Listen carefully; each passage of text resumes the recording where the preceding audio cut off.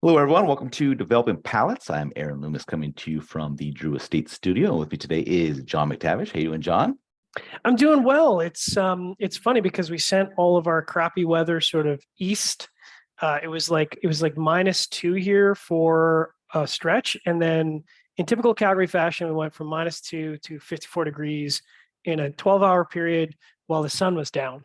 So yeah, things are good. How about you? Yeah, not too bad. A little bit of rain, but I think we got some clear skies for a while, so it's nice. Nice, nice. Yeah, no, Smoking no, outside. no balloons flying over my house. That's cool. Well, what But are they yeah, going to see None anyways? They're that just you going to see know you of. smoking cigar. Yeah, nothing yeah, you know. yeah, exactly. 60,000 feet, baby. Yeah. Yeah. So I think everything's been good. No. Um, so tonight we're doing our 2022 Cigar Media Recap Show. This is the seventh time that we've done this.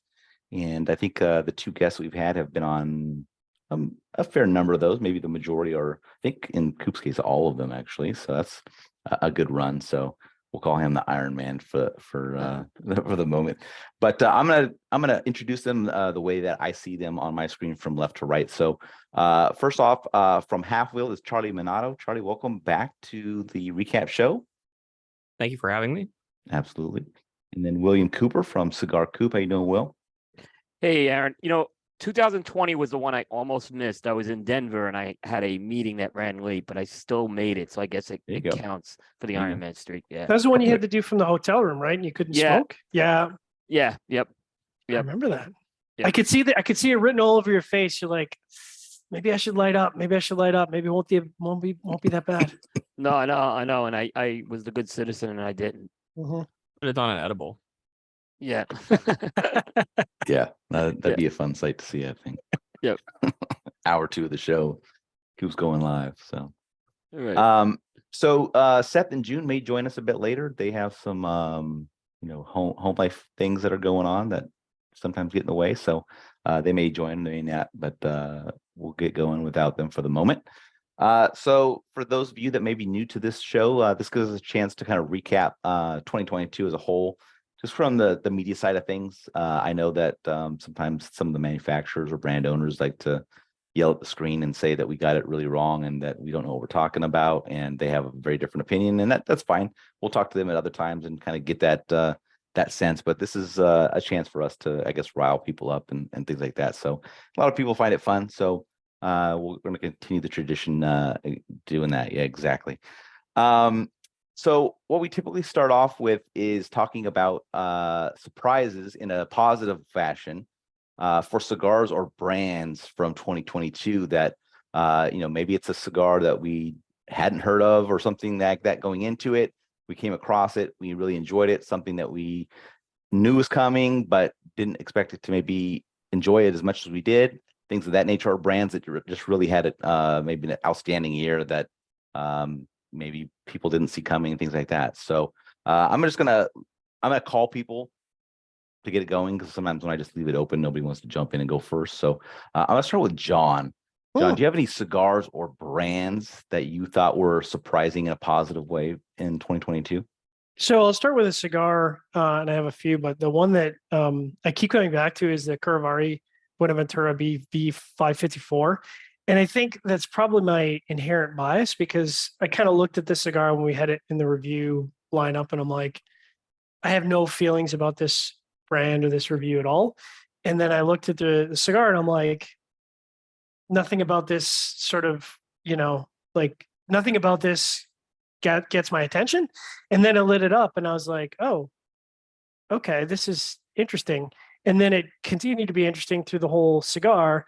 And then, after, because I tend to smoke with the least amount of information possible. So, manage my own biases. And then I looked it up afterwards. I think it's like $7.50. And I was like, okay, that's going to be a great talking point for the rest of the year, to say, like, here's a great smoking experience, great construction, great flavor, and it's $7.50. So, kind of a standout for me for sure. How about you, Charlie? Any cigars that really jumped out at you this past year? Yeah, I mean, I think I was on this show last year, probably, maybe the year before, but certainly have publicly spoken about some disappointments from Warped, and Half-Wheel's #2 cigar of the year was the Companion Day Warped, which was a very good cigar. When smoking it, not surprised that it finished high on Half-Wheel's list, but yeah, that definitely threw me for a curveball. I don't think anything really comes close to that. I mean, that was a brand that had sort of consistently just been like really liked the first year of Warped 2.0 and hadn't liked a lot of what had come since then. Nothing bad per se, just overpriced and I think oftentimes much closer to average than I'd like it to be. But Companion to Warped stood out, and also, I think amongst the more affordable stuff in Warp's portfolio, or one of the more affordable things. Right. How about you, Coop? And you're muted. Sorry. Rookie move.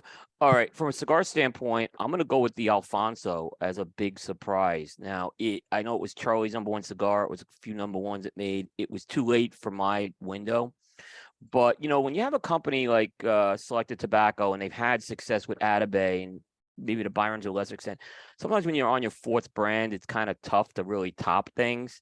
So I didn't have the expectations of that cigar going out of the gate, but that cigar really, really delivered, and was a big surprise that I think definitely is the best cigar they've done at this point. And they did find a way to top Atabey, in my opinion. So that was from a single cigar. I'll give it to Alfonso. From a brand, or I'll say company, Oliva really surprised me this year, because I don't think anyone expected Oliva. I mean, we knew that Cuba Aliados was coming, but I don't think any of us, maybe Charlie had a clue on this, that they were going to be going to 2 other countries to make these cigars, namely Honduras and the Dominican Republic. So that was something that I just didn't expect to see from Oliva, especially they spent a lot of time expanding their factory. EPC did it, right? But EPC's had capacity issues, right? So I could see it makes sense for EPC to go to Plasencia for the Inch and to Oliva for the Allegiance. But I didn't see Oliva coming with Oliva at all.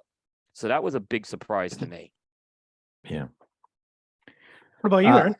Yeah, cigar that stood out for me this year was the Alec Bradley Trilogy Authentic Corojo.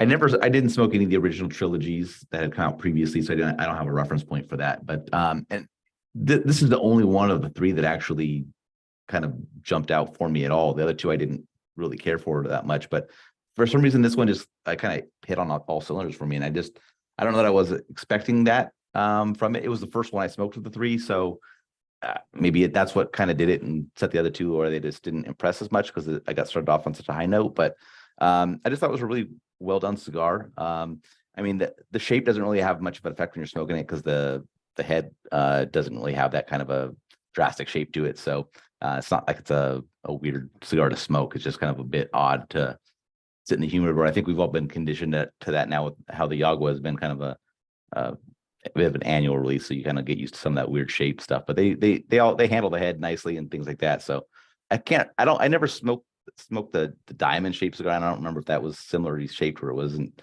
as drastic at the head. But anyway, this one didn't have anything like that. So yeah, that was just a cigar that I really enjoyed this year, and was pleased to see that. So got this interesting biscotti note from the foot on the prelate and all that stuff. But I got that from all 3 of the cigars, but only the Crow had a higher level type of smoking experience.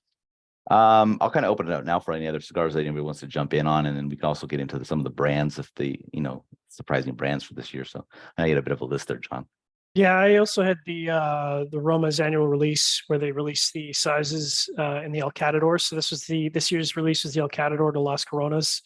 I didn't actually do any reviews in them, which is kind of on me, but I've been slowly working through them, and honestly, because I think typically I like that Roma can do larger ring gauge stuff, and it typically hits for me, and they can do longer cigars and shorter cigars. And so it's interesting that, they do a thinner ring gauge format, and it's still, quite good. And I've only smoked half of them, but all of the half that I've smoked have been quite good. So definitely should be on my list to review the next release sizes for 2023, I think. Yeah. Charlie or Coop, any other cigars that kind of jumped out at you this year? Cigar wise, 1502 Anniversario 10, Tan Anniversario. I don't really remember the full naming convention. Right. But yeah, that was a surprising cigar, I think, on a number of fronts. It finished sort of mid-pack for us on Half Wheel's top 25. That's a cigar that comes from Global Premium Cigars, the 1502 brand, who has extensively worked with Placencia to have its cigars produced. And that cigar came from AJ, who I think has one of the more defined signature profiles. Mhm. I feel like, I don't think any of us really engage in all that much blind tasting, but I feel like if we had to do factory blind tastings, AJ's stuff would a lot of times be easy to spot. And that cigar didn't have that. It was a lot more restrained, didn't have the sort of power for the sake of having power that I feel like a lot of AJ cigars has or have. So that one stood out in a positive way. But I bet the I don't really construction think, was excellent. I don't really know what joke you're making, nor do I remember No, because what the the construction was, but the joke we always probably. make is that when we take a puff, we're like, "Oh, this is from AJ's factory." But the good news is the construction is always like it draws perfectly and it burns perfectly. So that's really nice because we'll get into that, but that's not always the case for some brands.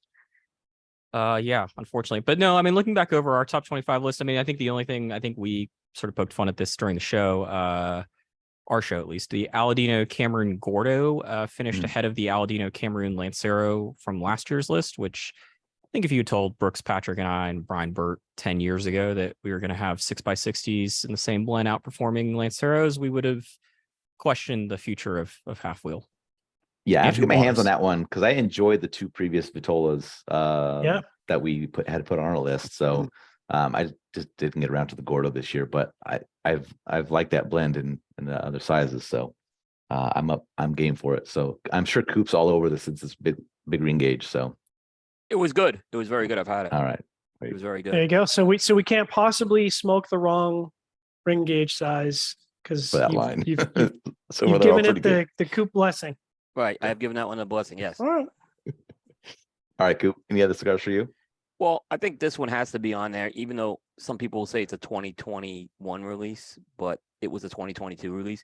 And it's Paladin de Saka, especially since I killed Sin Compromiso. I didn't like Sin Compromiso. I killed the fact that this was on the consensus last year. But when I smoked Paladin de Saka, it was a hell of a cigar. It was really good. It was one of Steve's best cigars. So I got to give it its due. That was that surprised me. I didn't expect it to actually rank as high as it would have at the end of the year with that one. So I definitely had that one at the top. Another cigar that I didn't see this one coming, but I know you guys were high on it. I think all you guys had it on the list. Again, it was kind of too late for me. Was the My Father Le Bijou 100 Años. That was an incredible cigar. It's probably one of the best cigars Pepin's released in a long time, in my opinion. So And it's surprising because you go into that, and if you enjoyed the original, I know probably one of this panel smoked and enjoyed the original. When you see a follow up to that, you're like, is it going to be as good as the original? You know what I mean, or is it just going to be a shadow of? Yeah, it goes back to trying to top. Like I think it's top when you have something really good. It's hard to top it, right? And I kind of have had that feeling a lot of times that Le Bijou is a great line, but they did a great. That was both Vitolas. You couldn't go wrong with either Vitola with that one, in my opinion. I'm looking at cigars like Alfonso and the 100 Años, and I'm looking at top cigars already for this year for me. Just they would act good. Yeah, and talking about brands, and that was kind of our feeling early on in the year because we were talking a little bit in the green room, and one of the brands that percentage wise, I cannot recall a time where we've reviewed this many cigars, first of all, from a single brand. And then the number of cigars that we reviewed were all consistently in the good mark. And that was Tatuaje, which, Pete makes good stuff, but I don't expect them to put out 7 cigars and for, 5 of those 7 to be good. Like they're enjoyable, but like everyone I'd smoke, I'm like, am I going to be that guy this year where I have 5 Tatuajes on my list and yeah. What's wrong with that? Well, people start to question your authenticity. They're like, well, you're just a Tatuaje fanboy, and it's like, well, it's hard not to be a Tatuaje fanboy when he puts out 5 good cigars, and he did. They were all consistently good. The other brands I had on here was Ferro Tego. A lot of the stuff that he's done in the past hasn't hit for me. And I think one of the standouts was the fact that a largely Dominican blend hit for both Seth and I. So that alone should be out of work, because usually he and I are on the opposite ends of what we enjoy for a Dominican blend. And then the knuckle sandwich with the Guy Fieri brand. I think we've all seen a lot of collaborations with sports people, with actors, with big name celebrities, and to be honest, most of them have just kind of been flashes in the pan, and this is the first one in a long time where it seems legitimate. The cigars seem good, and it seems like it's going to stick around, which to be frank, if it can make it for 2 years, I think it probably sets a record for celebrity collaborations that continue to do well in the marketplace. I'd like to go back to the Taiwan thing for a second, just because I'm surprised it's taking me this long to come to this sort of comparison. But when you look at sports leagues, they have they'll do an all-star game or whatever, and a lot of them have a requirement basically to get fans to care more about it, that at least one player from every team has to make the all-star list. And there are certain lists that sort of construct themselves that way, where they limit down only one per company or whatever. But the reality is that it kind of makes sense. And we had a year, maybe 3 or 4 years ago, where Taiwan had 5 of the cigars on our top 25. And it's like, look, sometimes these brands just have a really good year when it comes to making cigars. And when that happens, it makes sense that there's 5 Taiwahes in your top 25. Like maybe Pepin, just and Jaime, with the growing tobacco that they got and the wrappers they bought and the blending that Pete was able to do with that tobacco, like maybe they just hit it out of the park. And so, I think if you're a consumer sitting at home going, that's a Taiwahe fanboy, sure. If every year John puts 5 Taiwahes on the list, then that argument seems true. But if it's 1 year where it goes from 1 or 2 Taiwahes, 1 or 2 Taiwahes, 1 or 2 Taiwahes, and then all of a sudden 5 Taiwahes, that should suggest that either it's been a really, really good year for Taiwahe, or John got a whole bunch of whiskey sent to him by Taiwan. One of the two. But which I will absolutely accept. Whiskey, wine, any sort of alcoholic beverage. Yeah, for sure. I appreciate, though, Charlie, that you mentioned, because I think sometimes when we talk about brands, we do gloss over the fact that it's also coming out of the my father factory. There's also a tobacco end to that, and it's not just Pete blending good cigars, although he's obviously clearly capable of that. It also requires a factory to do a good job and for them to source good tobacco. So, yeah.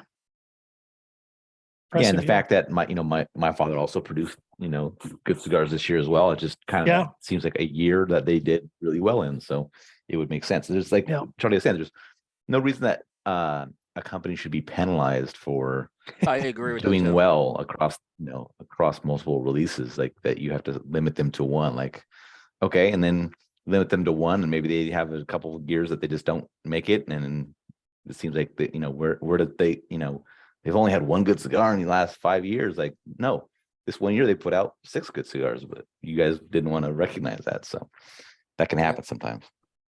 Yeah. And also, the idea, if you're going to limit it and say, okay, well, Pete had a really good year, but he only gets 1 cigar in my top 25. Yeah. That sometimes can be it's misleading. That's no longer the 25 best cigars, however you want to define it. But also, some years, and you see it again, sports, parallel, not everyone can be the best player in the league, and not every team can have, you look at the San Francisco 49ers roster, they had a whole bunch of top tier players and then pieces around them. But there are other rosters in the NFL that have a whole bunch of very good players. They may not be excellent, but they've got 6 or 7 of them. And if you say, okay, well, we're only going to recognize the best of those 6 or 7, that might be an 11th or a 12th place, but they may have reasonably the 11th, the 13th, the 15th, the 20th, the 22nd. They should get rewarded for that, and certainly not glossed over simply because you want to make the list more palatable, either to readers or to advertisers or manufacturer relationships and things like that. I think that at least the lists that are represented here, generally speaking, have, guided more towards we're going to put what we think is truly the best 25 cigars on the list. But obviously, and I'm sure we'll talk about it more in the consensus end. There are a lot of lists where it's very clear and sometimes even publicly stated, like, well, my third cigar would have been this Foundation Olmec, but I already Right. had the other Olmec on it, so I couldn't put Yeah. both of them on. And it's like, okay, I don't know why you couldn't, but cool. Yeah. Or I only reviewed cigars from 3 companies, so that's why I have 3 companies on my. I heard Yeah. that one this year. Yeah, but at least in that case, you put the best cigars from those 3 companies on the list. Yeah. Like, True True, enough. true. Yeah. All right, Coop, any standout brands for you this year? I think Casada had a great year still. I think a lot of it, I think the last 2 years they've had a very good year in terms of the products they've been releasing. Stuff coming out of the factory as well. We've seen it with the Ferritega Elegancia. So I think they had a very, very good year. I think they just still need to get their products into more people's hands right now. Yep. Because they are doing some good stuff. Charlie, any standout brands for you? look, Romacraft continues to just, I think, be knocking on the door of cementing itself in a place that very few brands can reach in terms of consistency and overall quality. I think I mentioned it at some point, but Romacraft's one of these brands now that I consider alongside a Davidoff, a Padron, a Fuente, where it may not be the absolute best cigar in the world, but I'm pretty confident each and every time I pick up something from Romacraft that I'm going to get the same cigar that I smoked last time. And, because it's the same cigar that I smoked last time, I know which ones I like and which ones I really like. And so I would say that they had a particularly standout year sort of across the board. And obviously those other companies, Davidoff, Fuente, Padron, that's the standard for non-Cuban cigar manufacturers. And quite frankly, I think the standard for all cigar manufacturers. And I don't think any of the 3 of them had bad years when it came to producing cigars. I'll just kind of open up if anybody has any other cigars or brands they want to mention on the positive side before we go to negative town. So. All right. So let's go to the not so hot list for 2022. And I'll leave it open to whether it's cigars or brands. We can mix it up and kind of go from there. I'm going to start out with you, Coop, because I know you're the most negative of the group. So, Right. what any cigars or brands that just didn't do it for you in 2022? Yeah, let's start with brands. I got to put STG on that list this year. They released somewhere close to 60 releases, depending on how you count it. Justin said I was pretty close.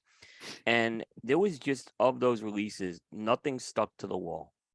And there was nothing out there that I could say was memorable. There was nothing that I saw get a buzz. It just was a lot of mediocre core lines, mediocre limited releases. And when you're releasing that much, look, I'll give them that much credit. They brought that much stuff to market, but to not have anything come out of that this year that you could say, wow, we should be really proud of this thing. And this could be something that we can really build on. They just didn't have that this year. So I just think, I don't know, they really missed the mark this year. And I gave Justin direct feedback on this too. And he did, so he knows it, but, and I don't want to say he agreed or disagreed, but he's just, I think it's a fair comment I made to him on that. They were a big miss for me this year. How about you, Charlie? Any cigars or brands that were misses in 2022? Yeah, I mean, I'm looking at our numbers review spreadsheet because my memory is not great when it comes to things like this. And yeah, I mean, general SCG not doing well. On our list, I don't, I've I think long publicly said that my opinion is that General just throws things at the wall and sees what sticks. And every once in a while they hit an absolute home run with CAO Amazon Basin, and sometimes they hit some doubles. And you get the, punch American Chinese food nonsense, and other times we get singles or pop outs. But yeah, I mean, numerically speaking, Hoyt and Nicaragua has killed Half Wheel's list these past few years, 5 years. It's been an incredible run. They had a down year, but it's tough. I look at this thing and we had 2 regular reviews of Hoyt and Nicaragua products. So I don't like, we reviewed 2 new cigars from them and they didn't score all that well. I don't know what that necessarily means in the overall scheme of things. Yeah, I looking at the bottom of this list, nothing really stands out as like surprising as, oh, I can't believe they're down here. And I think a lot of that has to just do with the math. Like the sample size is so limited. All it takes is one bad review, and the other three likely aren't going to be able to help it out. But yeah, Hoya would be the one like negative surprise I would say that came out of that numbers review. But that's because of how high that bar was set for the last 4 or 5 years. Absolutely. That's the thing where you have that big run, and then you just have that one down, not even necessarily considered a down year, but just like an average year, and it's like what they just didn't show up at this point. But it'll work out for them as time goes on. John. As a brand, I think Illusione was a little disappointing for me because, like, when I think about consistent brands, that's one of the more consistent brands for me, where I feel like I can just randomly, I mean, their core line, I can literally pick up a random Illusione and I'm like, I'm going to have a great experience. Like, sight unseen, I could close my eyes, pick one off the shelf, I'm good. And I found this year, especially with the Allegria, I know other people really enjoyed it. It was kind of a miss for me. I didn't feel like it was, I don't know if you want to say a core Illusione experience, but like I didn't connect with the brand like I normally would with a lot of their other offerings. So that was kind of off-putting.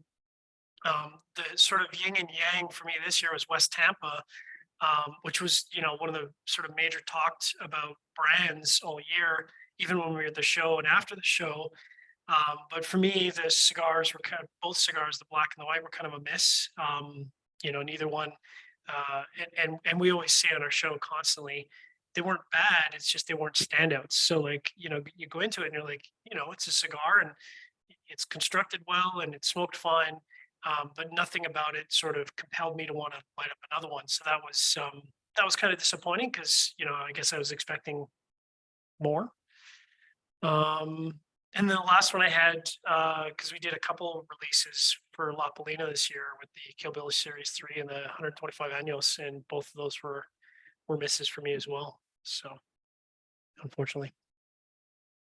All right, yeah. I'd almost put Oliva on the list. Kind of opposite from Coop. I know that great set of releases and things like that in regards to like new stuff, but just for me that they just didn't work out. The 135th anniversary wasn't all that great in my opinion. I definitely wasn't a big fan of the two Cuba Aliados releases. The Ernesto version really didn't make sense to me based on the price compared to the Honduran version. I thought they were pretty much on equal footing, and I don't understand why you'd pay almost double for one than the other. Well, the timing was bizarre. Yeah. So Aaron, that's a fair comment about the EPC one. That disappointed me, even though I was surprised what the brand did. That cigar did underwhelm me. Look, I'm all for them purchasing the brand and want to resurrect it and all that stuff. I'm all for it. The Honduran version is exactly what I expected from kind of the original, rebranded version of this. Like that's what I thought the cigar was going to be. So I wasn't disappointed in that.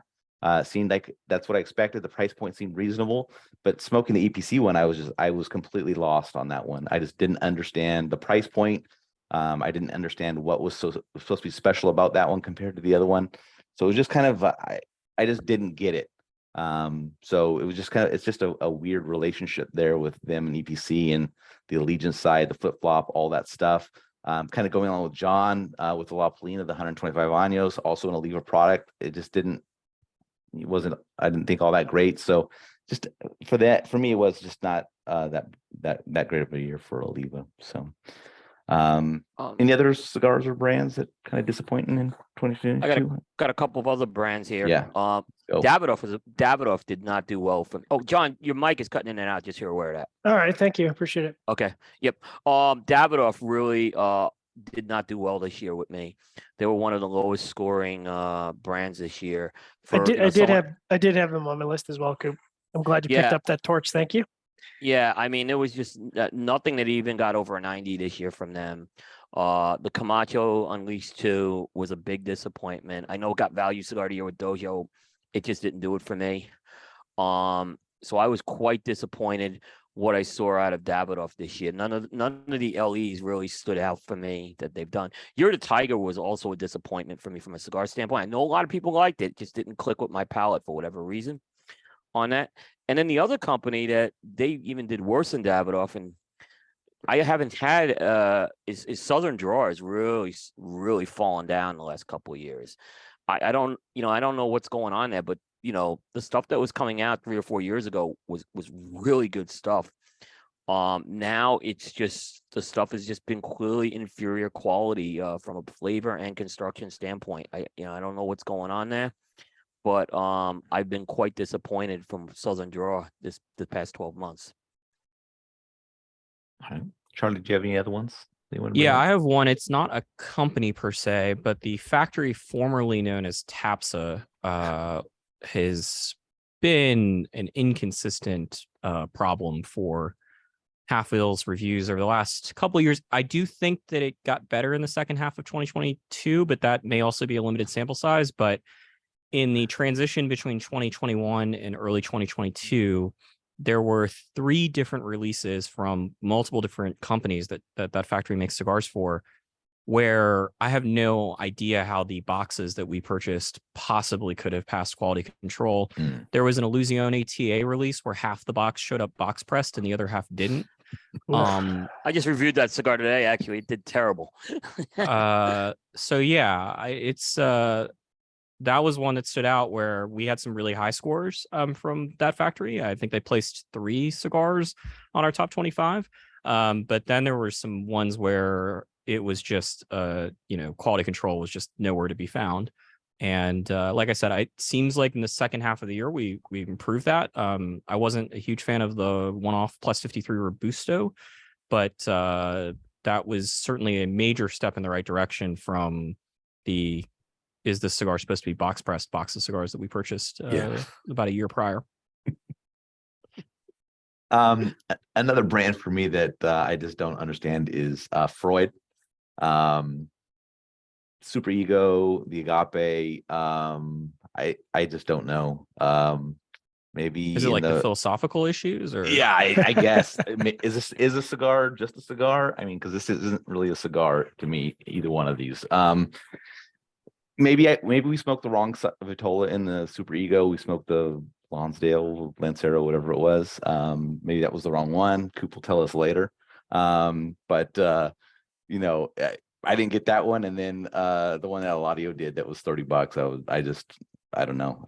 Maybe I had unachievable expectations, but I was not expecting the not good experience I had. So I don't know, John. I think you smoked the Agape and you kind of liked it, but yeah, I liked it, but and we'll get into this with another topic, but gosh, again, you talk about a $30 price point. I feel like in a lot of cases you might be setting yourself up for an expectation that you can't meet, both from a flavor perspective, but also from a construction perspective, because while if I'm smoking a 750, 850 cigar and I have to do a relight or I have to do a touch up, I honestly don't care provided the flavor is there. But when I start to get over the $25 mark, if I have to touch my lighter at any point, it's actually factoring in my mind of why am I touching my torch on a cigar that is 4 times the price of something else where I didn't. And I feel unfortunately that you've kind of put yourself in a position of an all or nothing situation where either it's perfect or it's a 0. And maybe that's unfair, but I do feel that once you get into that sort of super premium category, you're kind of setting yourself up for that. I agree with you, Aaron, on Freud, and that came in with high expectations. In fact, that's another review I just finished in the last week. And it definitely, for what they came in with the Super Ego and the Agape, a luxury premium brand, it did not perform like a luxury premium brand should. It was definitely below expectations with that.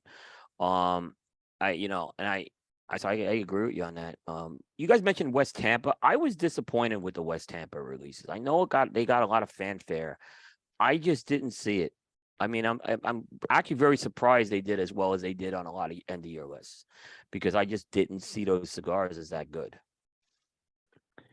Yeah, the black and the white, I wasn't a big fan of. I'm not head over heels on over the Attic series, but I thought it was a step above those two initial releases, but I still don't think it's anything that's mind blowing, but it did seem a bit of a step up. So Yeah. I'm trying to figure out which is a bigger disappointment though, West Tampa or Freud. And I'm still leaning a little more towards Freud because of the price points on I those think the cigars. price point makes it an easy Yeah. call. Yeah, I between the don't- two of them. Yeah. Yeah. That's an easy economic decision. You right can there. argue West Tampa's not an expensive cigar, so No.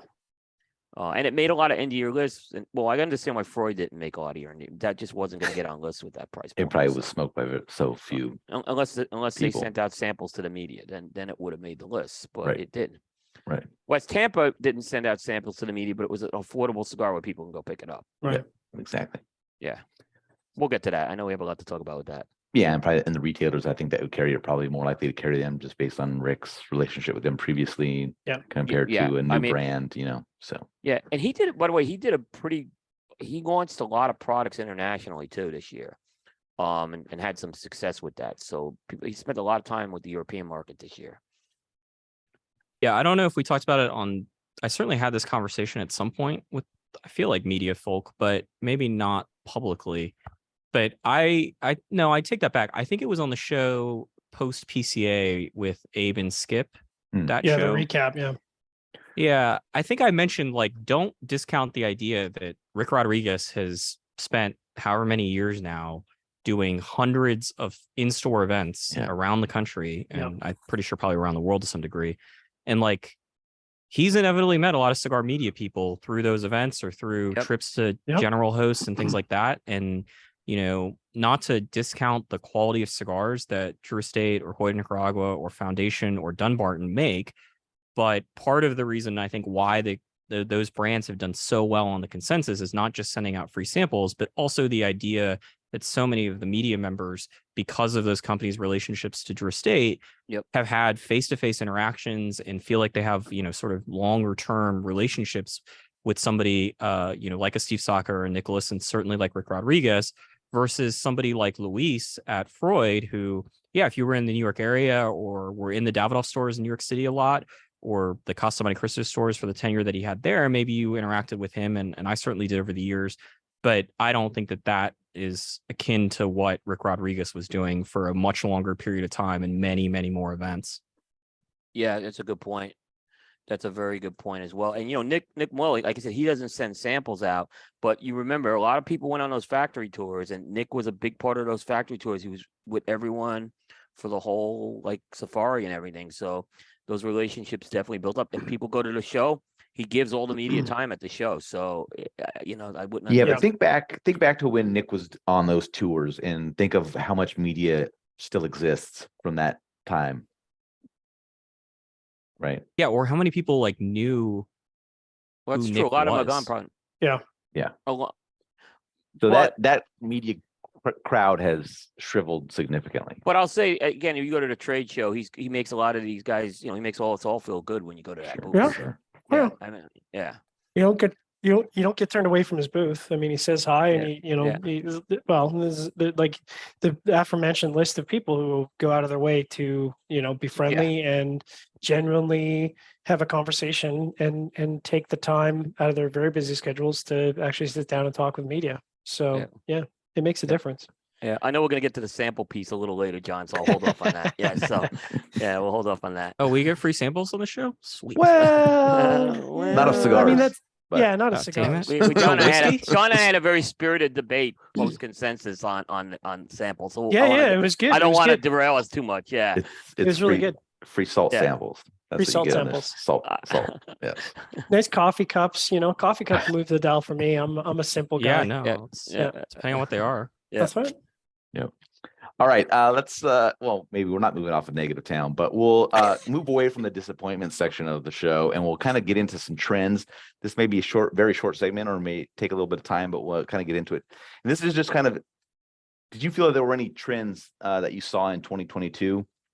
Could be related to particular cigars, marketing, factories, anything related to the cigar industry that you maybe saw as a trend in 2022. And I know sometimes people like to always jump on it's a certain type of tobacco or a certain vitola, but that never is the case, I don't think. But Anybody saw any trends in 2022 that kind of stood out to you? I'll just kind of open it up if anybody wants to jump in.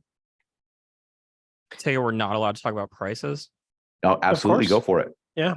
Are we doing that conversation now or later? Let's do it now. Yeah.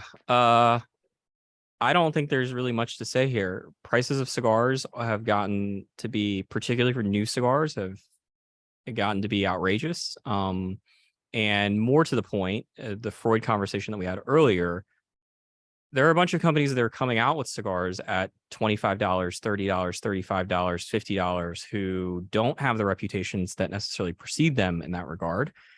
And to John's point, that sets a bar, and it's a very high bar to clear.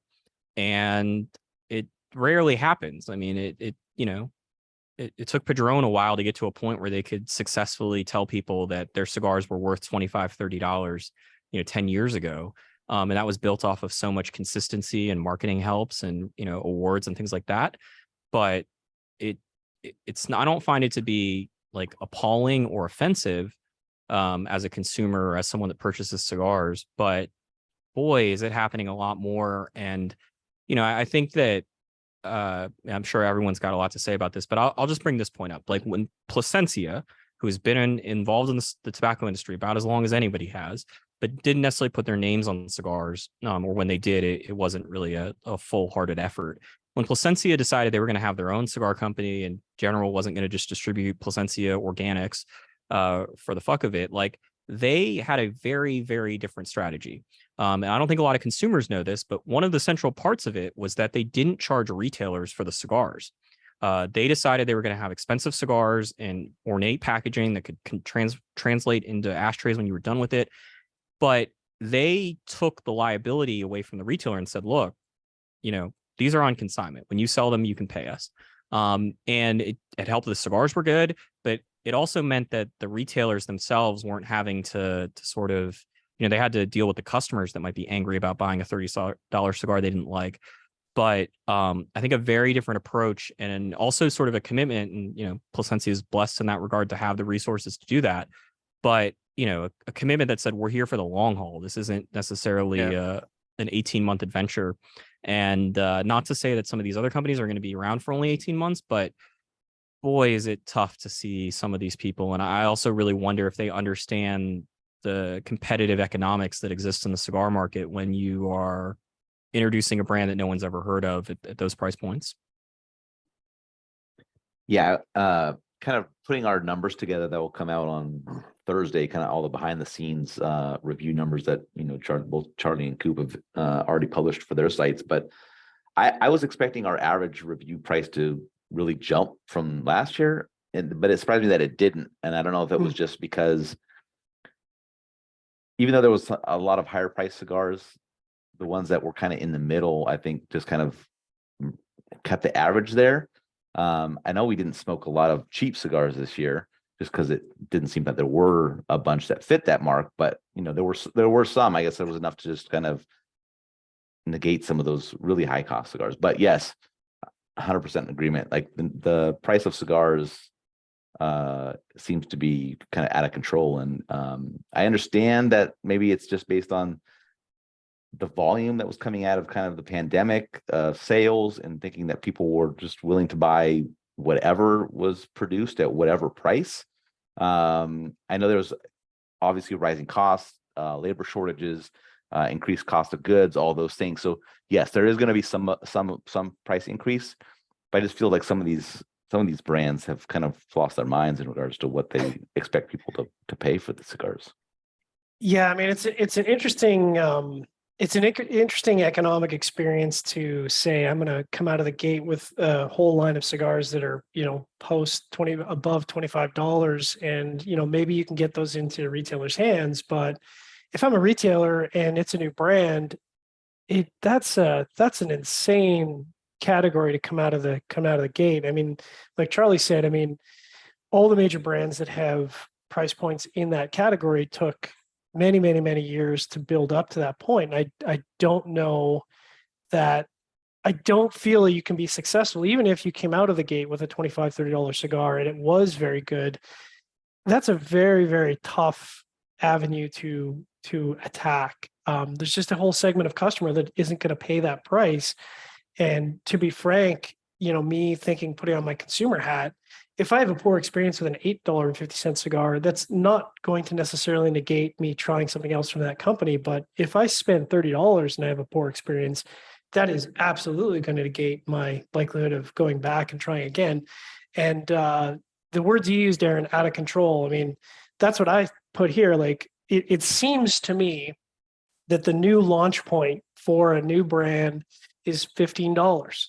And the old launch point for, quote unquote, new boutique company who's being rolled out of I understand the economics of it. I completely understand the economics of it, but it used to be around the $10, $11 mark. And so to go from $10, $11 to $15 is a pretty significant jump. And I question as to whether the market will bear that. I mean, I realize many people might be looking at the Cuban market and thinking, hey, we can cash in on that. But I don't think with the amount of product that's out there, and you mentioned Skip, Romacraft puts out a whole selection of cigars that are under $11 and they're all great. So, if that's what you're competing against, or, all the Aladinos, which are under $9, it makes it very difficult to jump from $8 or $9 to 15 on an unknown entity. I have a question for the three of you. Something that John raised here. Let me just give you some data, just so that, because I think there's a very important thing to understand I here. love data. I don't think that it's so much the existing companies that are doing this. I think it's more the newer companies that are the ones that are where the eyebrow gets raised. So I looked at this after the trade show in July and just sort of wondered. So I randomly selected 10 companies that were both at IPCPR 2017 and were at PCA 2022.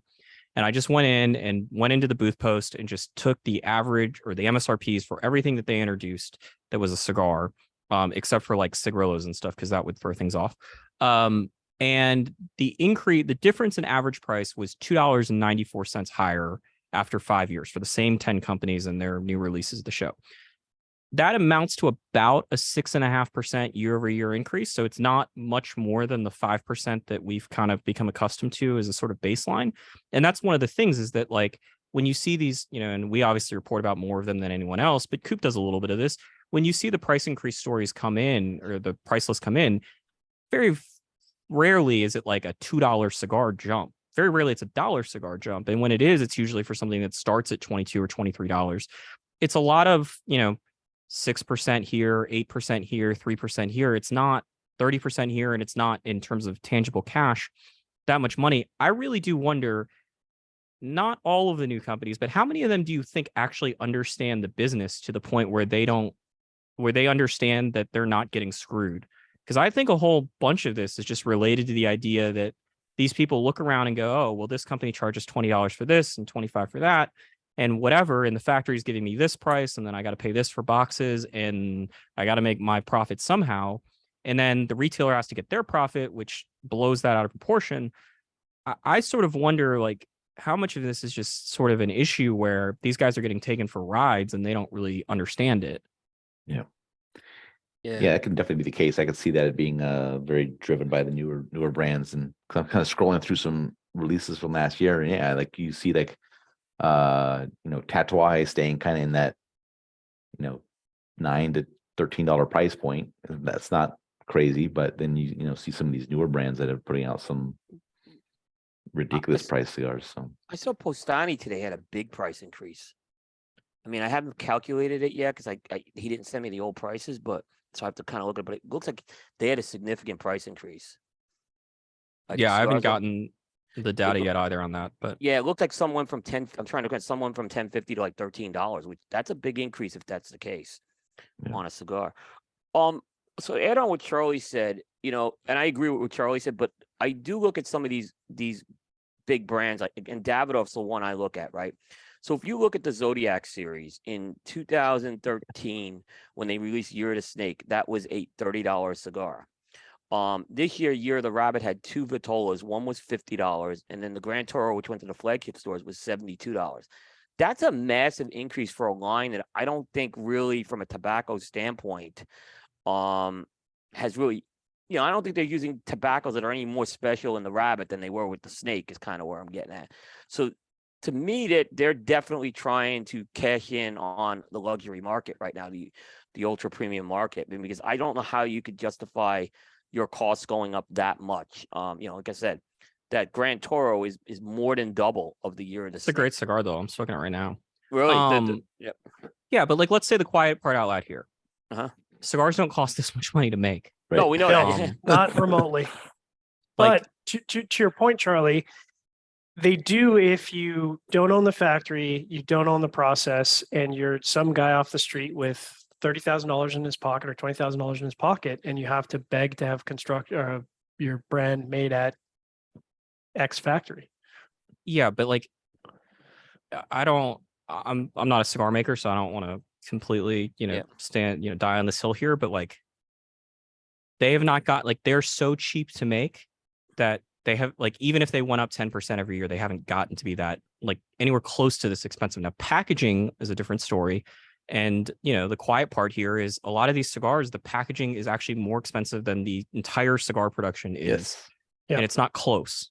Right. In the case of like Cohiba Spectre, would not be surprised to learn that the packaging is 4 or 5 times as expensive as the cigars. It has to be. In the case of those Davidoffs that Coop just mentioned, I mean, I think the response from Davidoff is pretty simple. Those things sell out, so the market has decided that is an Yeah. acceptable price Absolutely. point. Yep. But also in the case of those Davidoffs, I'm guessing the packaging is more expensive than the cigars, and I don't think it's probably close. But with these other, that's where these newer brands, where it's just like, I don't think that they know, a typical run-of-the-mill Robusto is X. Like, and it depends on which country you're in and what wrapper you use. But like, when people are like, oh, Cameron's the most expensive wrapper, and I'm part of that club, it's not $1 more expensive a leaf. Like, we're talking about such small numbers where even if it's 3 times the price, you're talking cents, not euros. Like, it's not close. And there has been, and we haven't said it necessarily on our review show, but because, as much as we like to bag on people, we're still polite. But there's been plenty of times where I look at a blend and I go, okay, so let's do the math. You've got an Ecuadorian Connecticut wrapper, which is one of the cheapest wrappers out there, with an Ecuadorian Habano binder. And obviously, I don't know what you're paying for filler, but I know the economics of your wrapper and your binder. And your price point is $17. And I'm like, okay, well, that doesn't make any sense. Like, I know what the wrapper costs. I know what the binder costs. Those are your 2 largest costs outside of your packaging. There's no way that the cigar is remotely that expensive. And I know 11 companies that make that exact tobacco, criteria for half the price of what you're charging.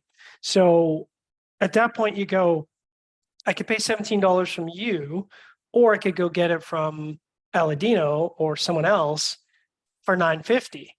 So why would I question, why? Like, as a new company, I just don't see, and I do wonder how many consumers, like, I assume the average consumer obviously is not making that decision because they don't understand the economics of the tobacco, but there are plenty of people who do. And certainly we're in the category where we've been around long enough to understand the economics.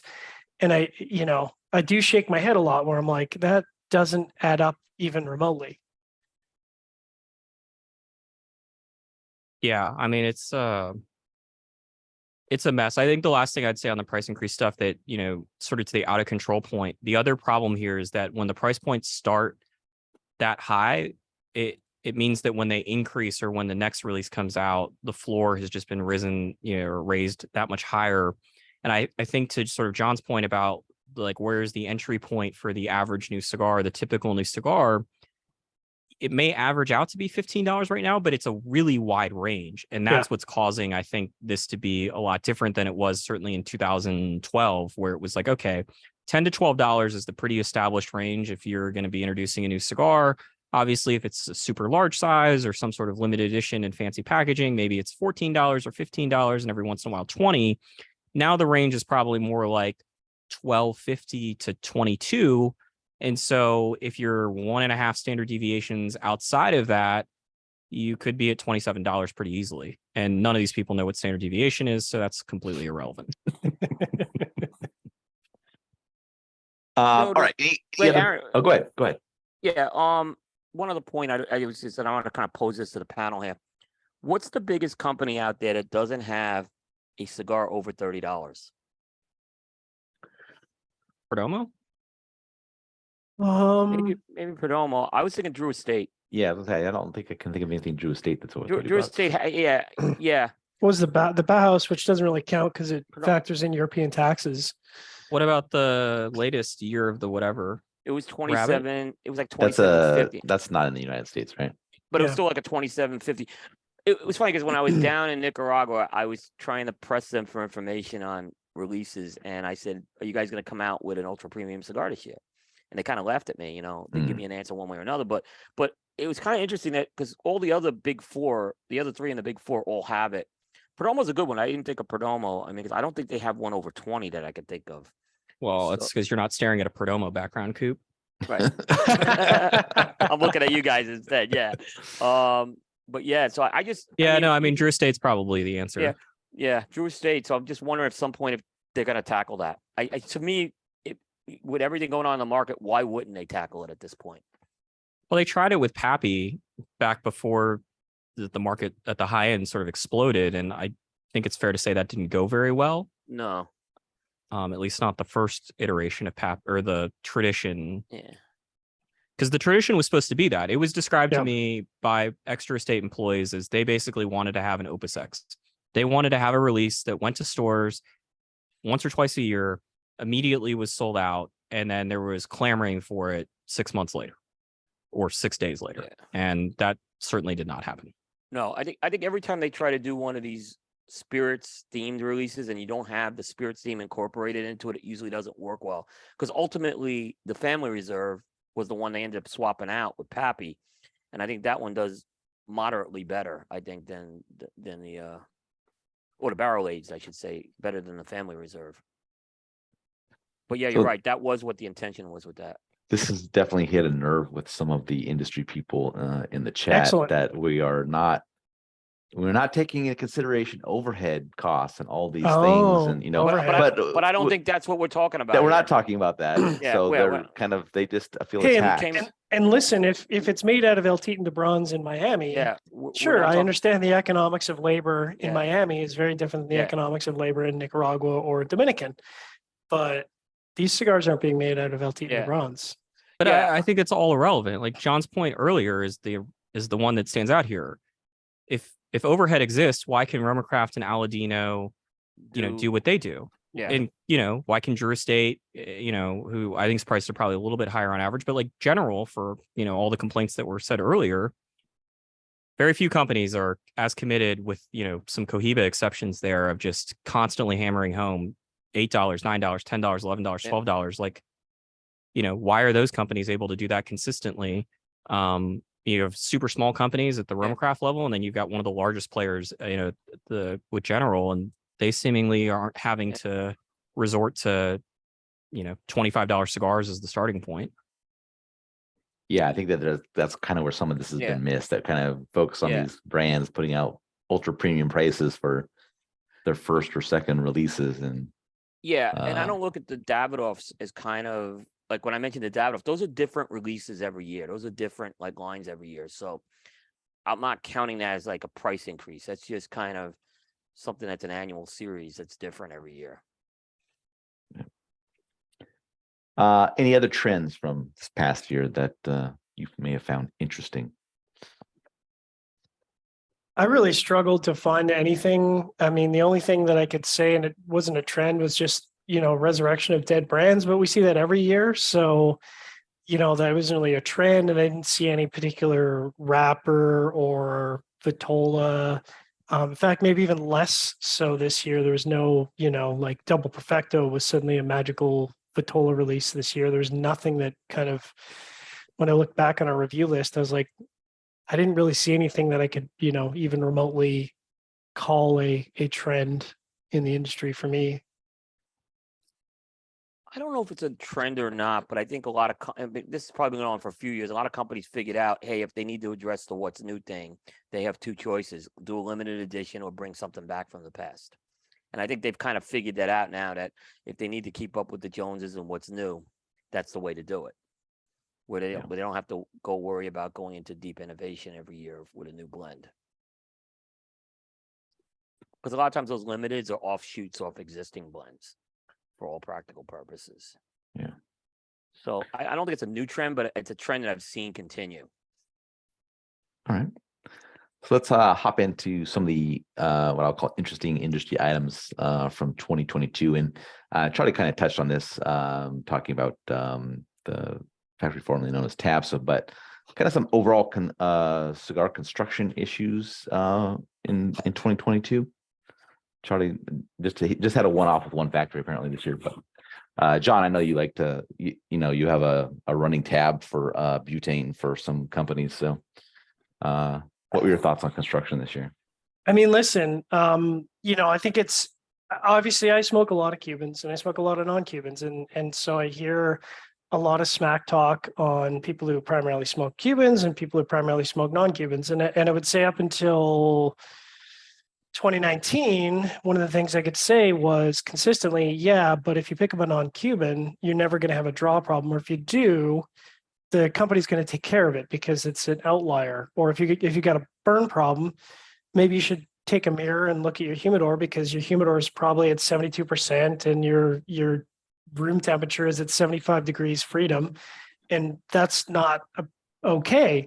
But when I have, a climate controlled environment with a humidor specifically for reviews, and all my review cigars go in that humidor, and I keep the humidity consistent, and one cigar burns perfectly with no draw issues, whatever, and then I pick up the next cigar, which may be $9.50 or maybe $17, and all of a sudden it's a snug draw with burn problems, and I'm like, really? Like that's where, and I understand that we went through a pretty big turmoil in the industry where people weren't down to the factory. There's a lot of labor problems, and I get that. But, it's 2022, now 2023, and I'm still seeing, even from well-established factories, inconsistencies in construction, inconsistencies in burn, to the point where, we had a review not that long ago where I felt the cigar before I lit it up, and I'm like, I don't know who is drunk for quality control this day, but this cigar is spongy, and no one on their worst day would have let this cigar go to the factory 3 years ago, but somehow it's okay now. And it happens, but it's happening a lot more than it ever has at any point that I've ever been doing reviews. That's for sure. Thoughts, Coop, Charlie? Yeah, well, All right, I'll Nobody wants to jump on this land. Go ahead, Charlie. Go ahead. You go, Charlie. Yeah, look, I agree with what John said. More specifically, I would also say I have found what I believe to be a lot more instances of under-fermented tobacco, and in particularly out of Nicaragua, tobacco that just seems like it was processed way too quick. One thing that I've experienced a lot in the second half of 2022 was I found myself getting sick from cigars at a much, much higher rate than I could ever recall. And I understand that the current, whatever your current definition of full is, or medium full, the current definition of medium full was full probably 5 years ago. So cigars seem like they have gotten stronger. That is my subjective analysis. And I think that most people would probably, that have been smoking cigars and have been making notes about cigars, would probably agree with me that, there was a time in which I remember Cro-Magnon was one of the strongest cigars you can buy. It's not even the strongest cigar in Roma Craft's portfolio at this point. It's not particularly close. La Flor Dominicana makes strong cigars and has always made strong cigars, but it is not the outlier that it once was. And I understand that I will long believe that, certain cigars make people react differently, but the amount of times that I'm getting sick has increased, and it's a different sickness than the deep punch in the stomach sickness. It's still sort of a nausea sensation, and fortunately no dry heaving or anything after that recently, but I can smoke what most people consider to be pretty strong cigars on an empty stomach hungover. I've done it off the factory table plenty of times, and 3 hours after eating lunch, I'm smoking cigars and finding my head, just not appreciating it. Not once a week, but certainly way, way more frequently than I can ever recall before. And And I suspect that that's probably related to some shortcuts with tobacco. Right, cool. What we were thinking about. Either that or that Pfizer shot, one of the two. Aaron, if I'm looking at, again, what I scored, my scoring was down significantly this year. So definitely I'm seeing stuff. And when I went back and looked at the scoring, definitely construction scores were down. There's no question about that. I definitely saw a decrease with that. So I think all the problems have been highlighted for a lot of reasons. I think, if you go back a couple of years ago in the DR, they were having split shifts and people were working off shifts and a lot of that. In Nicaragua, we know about the labor problems that are there. So, I mean, I think these things, to say they've had no effect is definitely truth, not truth. Charlie, when I was down with at Puro Sabor, I was with Patrick, and he noted something at one of the factories. Namely, he noted how there was a big change in the demographics of the labor in that factory. How there were a lot more younger people now working in the factory. And I don't want to say, I don't remember which factory it was, but I actually could kind of see that being indicative of a few factories after he said that. So it seems like that maybe there's some more inexperienced people now taking the place here, and it's hard to replace some of the people who've been doing this for 10, 15 years. Yep. So, it's definitely something noteworthy. And I think to add to that, Go ahead. I'll be brief this time, I promise. I think to add to that, a lot of those transitions were not like planned or were not how they would have been done pre-COVID. Right. Particularly Nicaragua, where the emigration out of Nicaragua is a massive issue. A lot of this has been sort of haphazardly, by force to just sort of not exactly 6 months worth of a transition period with someone retiring and whatnot. And I suspect that is an issue everywhere, but particularly in Nicaragua, that has to be in Cuba as well, a massive issue.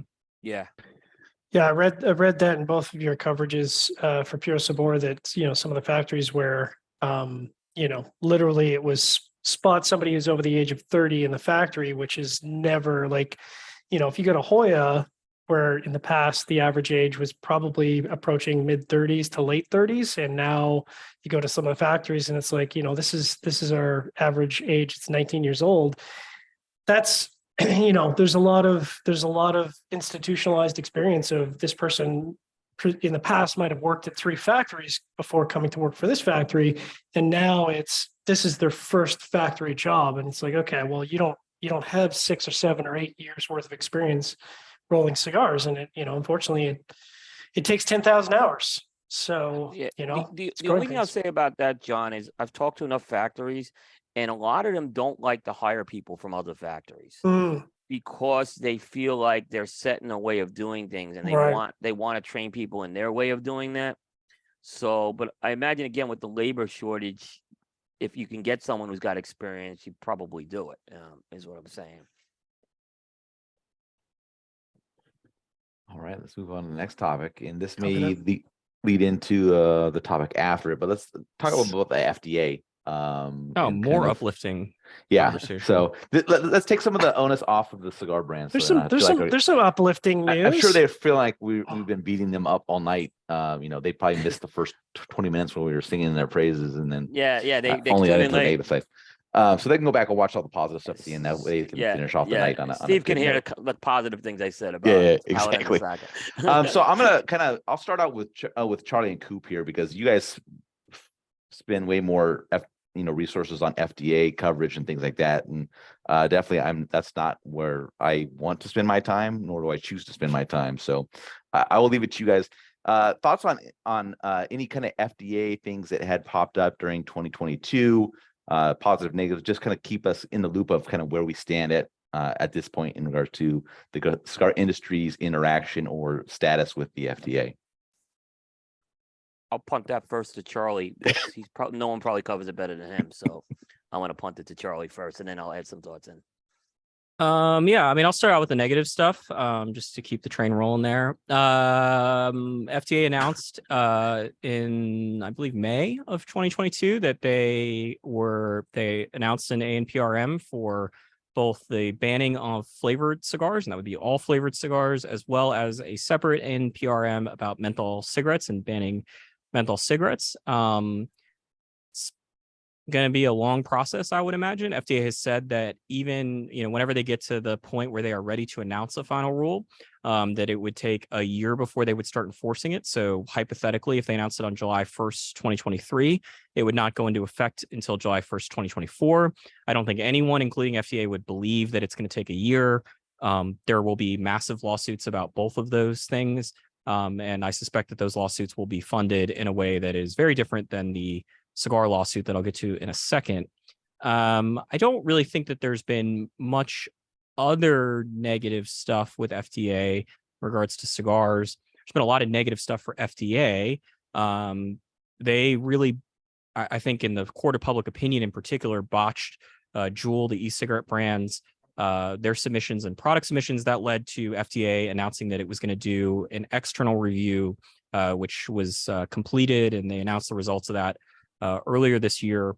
FDA has said that they're going to have some announcements about what they might take away from that review, but that was very much geared towards e-cigarettes and not really related much to cigars. If anything, I think it's probably good news for cigars. It probably delays, whatever FDA is planning until after they can kind of get their ducks in a row, I would imagine, with the vaping stuff, before they really try to embark on the flavored cigar and menthol cigarette bans. On the good front, there were a number of positive developments. A minor one was the much anticipated NASEM report on cigars that came out in March of 2022, if I'm not mistaken. The NASEM report came out of the lawsuit, which I'll get to in a second. And FDA sort of agreed that they were going to study the issue of premium cigars more. So they contracted another government agency, the National Academies of Science and something Medicine, Engineering and Medicine, I think. And they produced a report that, had some good parts and some bad parts. And it's not binding by any stretch of the imagination, but they really looked into, how much data there is about premium cigars. And they did a good job too. Yeah, not much data, and a lot of old data. So their recommendations were that, FDA should really study the issue more. I would suspect that probably is not going to happen. And that's because there was some major good news, the best news the cigar industry has had on the FDA front, I think, ever, quite frankly. And that was in the form of a July decision from Judge Mehta, who is a judge at the U.S. District Court for the District of Columbia, so the federal court in D.C., not the Supreme Court, but a different federal court. And Judge Mehta ruled that he found the cigar industry's argument in this ongoing case that was started in 2016. He basically found the core argument the cigar industry had made and has been making, which is that FDA did not properly study the issues of premium cigars, and that the consequences to that were unfair to the cigar industry. And in specific, he mentioned that FDA, as part of this sort of very formal government process, they have to announce what they plan on doing, and then people are allowed to comment on it, and then FDA has to respond to the comments, and then FDA can finally announce what they want to do. He indicated that he found that FDA's ignoring of a comment that was submitted by the Cigar Rights of America, one of the three main cigar trade groups, and also one of the plaintiffs in this lawsuit, he found that FDA ignored it. And the comment was related to how cigars are consumed, both the number of cigars as well as the data behind kind of what happens when you take a puff on a cigar and where the smoke goes within your mouth and in your nasal cavity and things like that. And he found that the FDA dismissed it unfairly.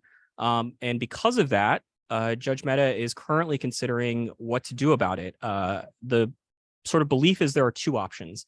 The less favorable of the two would be that he would tell FDA that they need to go back to step one or step two, whatever you want to look at it, but pretty early in the process. And they would then need to complete the process. This would likely mean that this lawsuit would remain open and on his docket, which is a very important thing that I'll get to in maybe 15 or 20 seconds. And it would mean that FDA would have to sort of stop, as they're not really enforcing the rules for cigars to begin with, or most cigars, premium cigars, non-flavored cigars, those sorts of cigars. And they would have to go back and sort of restart the process and restudy the issue. That would also open up the door for more data to be submitted. And since 2016, there's been some favorable data to the cigar industry about how youth, for example, don't really smoke premium cigars at all. And that would be introduced in this court case. It has been talked about here and there, but because of some sort of legal mechanisms, doesn't really apply to this lawsuit currently. The other option, which would be the more favorable one, is that Judge Mehta basically just throws out the rule entirely for cigars and tells FDA that they need to start from, let's call it square zero, as opposed to square one. And I would suspect most people in the cigar industry that are sort of more knowledgeable about this issue than I am are pretty optimistic that that is the answer. And one of the big reasons why is so that Judge Medic would move it off of his docket. Choosing the first option, which would be, in effect, a very similar option. There's something with user fees that maybe is a bit different with that, but choosing the first option would mean that he would probably need to oversee the process going forward. Whereas choosing the second option and telling FDA they have to go back to step zero or square zero, as opposed to step one, would mean that the court case could be closed. Obviously, FDA could appeal, and there could be that, but it would at least move it off of his docket for the immediate future, which federal judges generally don't like cases to be open for this long. So good news coming. We don't have an ETA about when that will happen. There was a hearing about that, I believe, in August, but there has been no update since then. There was a recent update. Michael Edney's address changed. Michael Edney is the lead attorney for the cigar industry. That was the most recent submission that I saw in this lawsuit, but no actual sort of interesting things have happened since August. Quick question. Sorry, go ahead, Coop. Yeah, I was going to add, I spoke to Glenn Loop and Josh Habarsky last week. They said why we haven't heard from the judge yet is because the judge is also hearing a lot of the stuff around January 6th right now. So that's taken priority. And that's why we haven't seen anything as of yet on that. So they think it's still. I would just point out, he's been hearing January 6 cases for like the last 2.5 years. I mean, this is, or basically since January 6 started, he's been hearing them. Yep. I mean, I'm just saying I'm relaying what they said on that. So that's a fair point as well. I have a little bit of a different opinion on the NASEM study. And I'm curious, Charlie, what your thoughts on that? I thought that there was some stuff that came out at that study that concerned me around advertising, around what we do, that, that could be ripe for something for them to go after with low hanging fruit, like, doing some bans on advertising. There was clearly some stuff in that NASEM study. They had Drew Estate in there with their advertising for the barn smokers, saying it was like, kind of targeted for use. They pointed out the Fuente ad in the airport magazines. So that kind of concerns me a bit, that could be something, a cloud that we'll have to deal with, even if Meta comes out and says everything is, he gives industry relief. I'm concerned they may go after that piece with it. Yeah, I mean, the issue for FDA, though, is that they would need to complete that process. I mean, trying to think of a good, clean analogy here that would explain this. I mean, it's almost like if the DNA results in a criminal case got thrown out, right? And they said, okay, well, we've because of this, it's now a mistrial. Like, they're going to have to go back and restart. It's not just, depending on how Meta rules. Yeah, there's a very good chance that they are. I mean, they're going to wipe away years of work and they're going to be forced to restart it. I've long thought that the advertising piece of FDA regulations is a potential landmine for the cigar industry, not for those reasons, but most tobacco products are not allowed to be sold on the internet. Cigars are a unique exception, and pipe tobacco as well. And there's a real question because FDA has not really been forced to grapple with what is advertising. When they announced the regulations in 2016, they listed off a long list of things that they thought could be considered advertising. And presumably, like the catalogs that Cigars International sends all of us, those could be considered advertising. And if that was the case and they were subject to FDA advertising rules, that would mean that those catalogs would then need to have a marketing plan that would need to be submitted to FDA a year in advance before the catalog ships. So that way FDA could look and see whether or not the warning labels were fixed properly. Now, ardent followers of the Cigar Association et al., the FDA et al. Case will acknowledge that or point out that the warning labels for premium cigars and cigars entirely have been thrown out. But if they were going to put the energy to go back after advertising, the landmine is really, to me, I mean, like, they may put, all of us out of business, but the landmine for the industry is what happens if the catalogs and the online stores are now considered advertising and subject to marketing plans and we just don't have any. You can't buy Yeah. cigarettes on the internet, so there's no real precedent to figure out what FDA would decide. And with the expansion of the PACT Act, which is the rule that bans mail order shipping of cigarettes across state lines to consumers or to consumers, that was expanded to also apply to e-cigarettes and vaping products. So those products are more or less not able to be sold on the internet either legally. And so we just don't have a great grasp of what FDA would do to tackle Famous Smoke Shop's website. Yeah, Are you- I mean, I'm looking at the extreme cases too, like with Singapore, what happened in Singapore with Ministry of Cigars too. So those things, like you wonder if they look at that and say, hey, look, Singapore's did this. I think we're a very, very long way from that happening. I do too. But yeah, you never know. Are you surprised, Charlie, at all that Judge Mehta didn't rule before the end of 2022? Because, like you said, there seemed to be some urgency for him to sort of resolve this and get it off his docket. So I personally, not being as close to the issue as you or Coop, I was quite surprised, and I was sort of hedging that would come in before the end of 2022, and now we're Q1 of 2023 already. Yeah, I've kind of learned that. I mean, I didn't go to law school. I didn't clerk at a federal court. So I'm very reliant on attorneys and people that are much more familiar with this issue than I am. And unfortunately, there aren't really that many of them that I have, relationships with that I can just sort of openly talk about it. Lawyers, may surprise you, tend to be pretty guarded about these issues. So no, not really. I think that people were a little caught off guard by Judge Mehta's ruling to begin with and how positive it was for the cigar industry. I think everyone was optimistic, but, we've been optimistic before, and with a few exceptions, it really has not gone our way. And there have been some real, just blowouts as far as the cigar industry's arguments just getting absolutely killed in courts as part of this lawsuit. So not really. To Coop's point, like, if you look at Judge Mehta's docket and what he was doing in the second half of 2022, there were a lot of in-person trials about January 6th stuff. That being said, my understanding is that Judge Mehta is unlikely to really actually write the ruling. That's a responsibility of a law clerk. So I don't know. Perhaps I need to befriend some Judge Mehta law clerks so we can get some inside scoop here. If you're watching, please contact me. Yeah, moving along with this, kind of talking about the flavor bans a little bit. I mean, they're starting to see that, pop up around the country. And here this past year in California, we had there was already a vote on the banning of flavors. And this past year, we got to do an "Are you sure you want to ban flavors?" vote. So, and that one passed as well. So, that's, I don't know what's going to be taking place here. It's already started to take place, whatever. But I think that's the next frontier. Yeah, so that's what this is. I think John put in his notes kind of the slowest moving disaster. If you've watched the movie Austin Powers, where the steamroller's coming at the guy, and he just can't move out of the way in time. That whatever it was, the 30 seconds that they showed that scene, it's like it's kind of what's happening. So I think that will be that slow rollout kind of across the country, as well as the tricks of the age bans and things of that nature. So I think the age bans are probably more or less done. I'm sure that there will be half-hearted attempts in the US, but I think that it's going to be a real uphill battle, even in sort of the least tobacco-friendly states, to argue that 25-year-olds shouldn't be able to buy tobacco products, but they can buy alcohol and guns and everything else.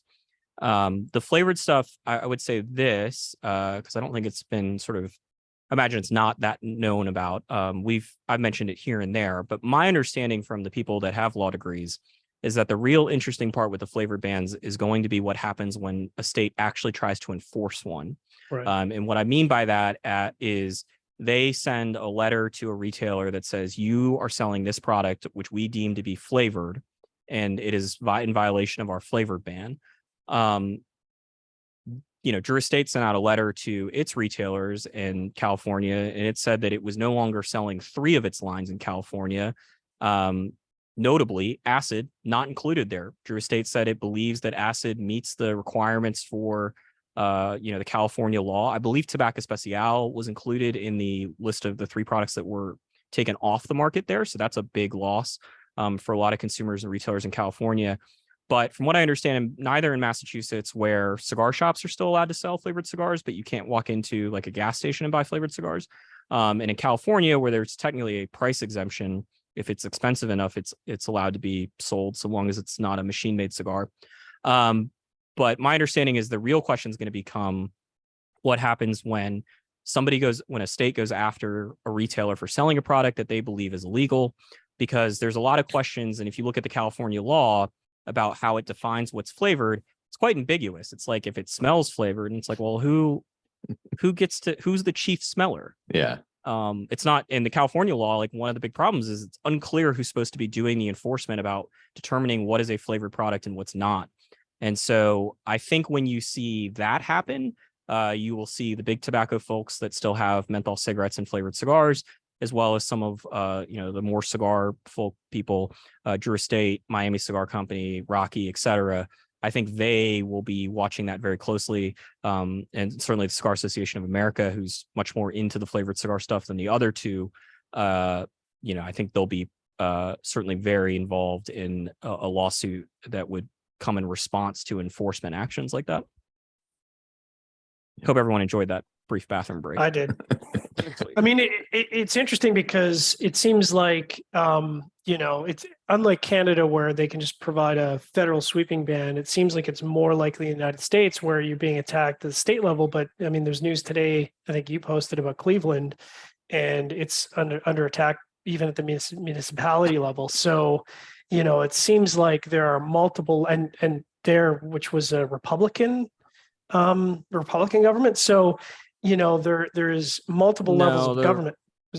No, in fairness to the Republicans in Ohio, Columbus, the capital of Ohio, the city council in Columbus passed a ban on flavored tobacco sales. The Republicans in a lame duck session for the entire state of Ohio passed a preemption law that would have prevented cities like Columbus or Cleveland or counties from enacting their own laws. Gotcha. There are preemption laws in Pennsylvania and other places. The Republican governor, who had previously come out and called for flavored vapor bans or flavored vaping bans, he vetoed the law. Right. There was a whole bunch of more controversial stuff that the Republican legislator passed in the lame duck session, but it was a bit of an interesting showdown to see if he was going to override the legislator, which he did. But yeah, it's the battleground. I think that, I haven't spoken to any of the anti-tobacco folks, but I suspect that that's where they're investing their money. They're probably skeptical of, the overall outcome of a federal lawsuit, whenever FDA decides to pull the trigger on menthol and flavored cigars. And this is a lot more cost effective to, get it on major city councils and get it banned there. But they've had mixed results. Pennsylvania, the preemption law got upheld.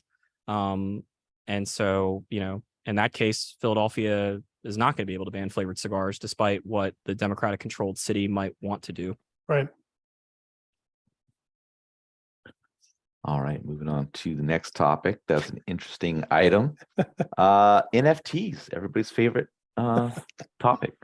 So this was kind of a big year for NFTs in the cigar industry, with Flor Dominicana doing the Golden Bowl.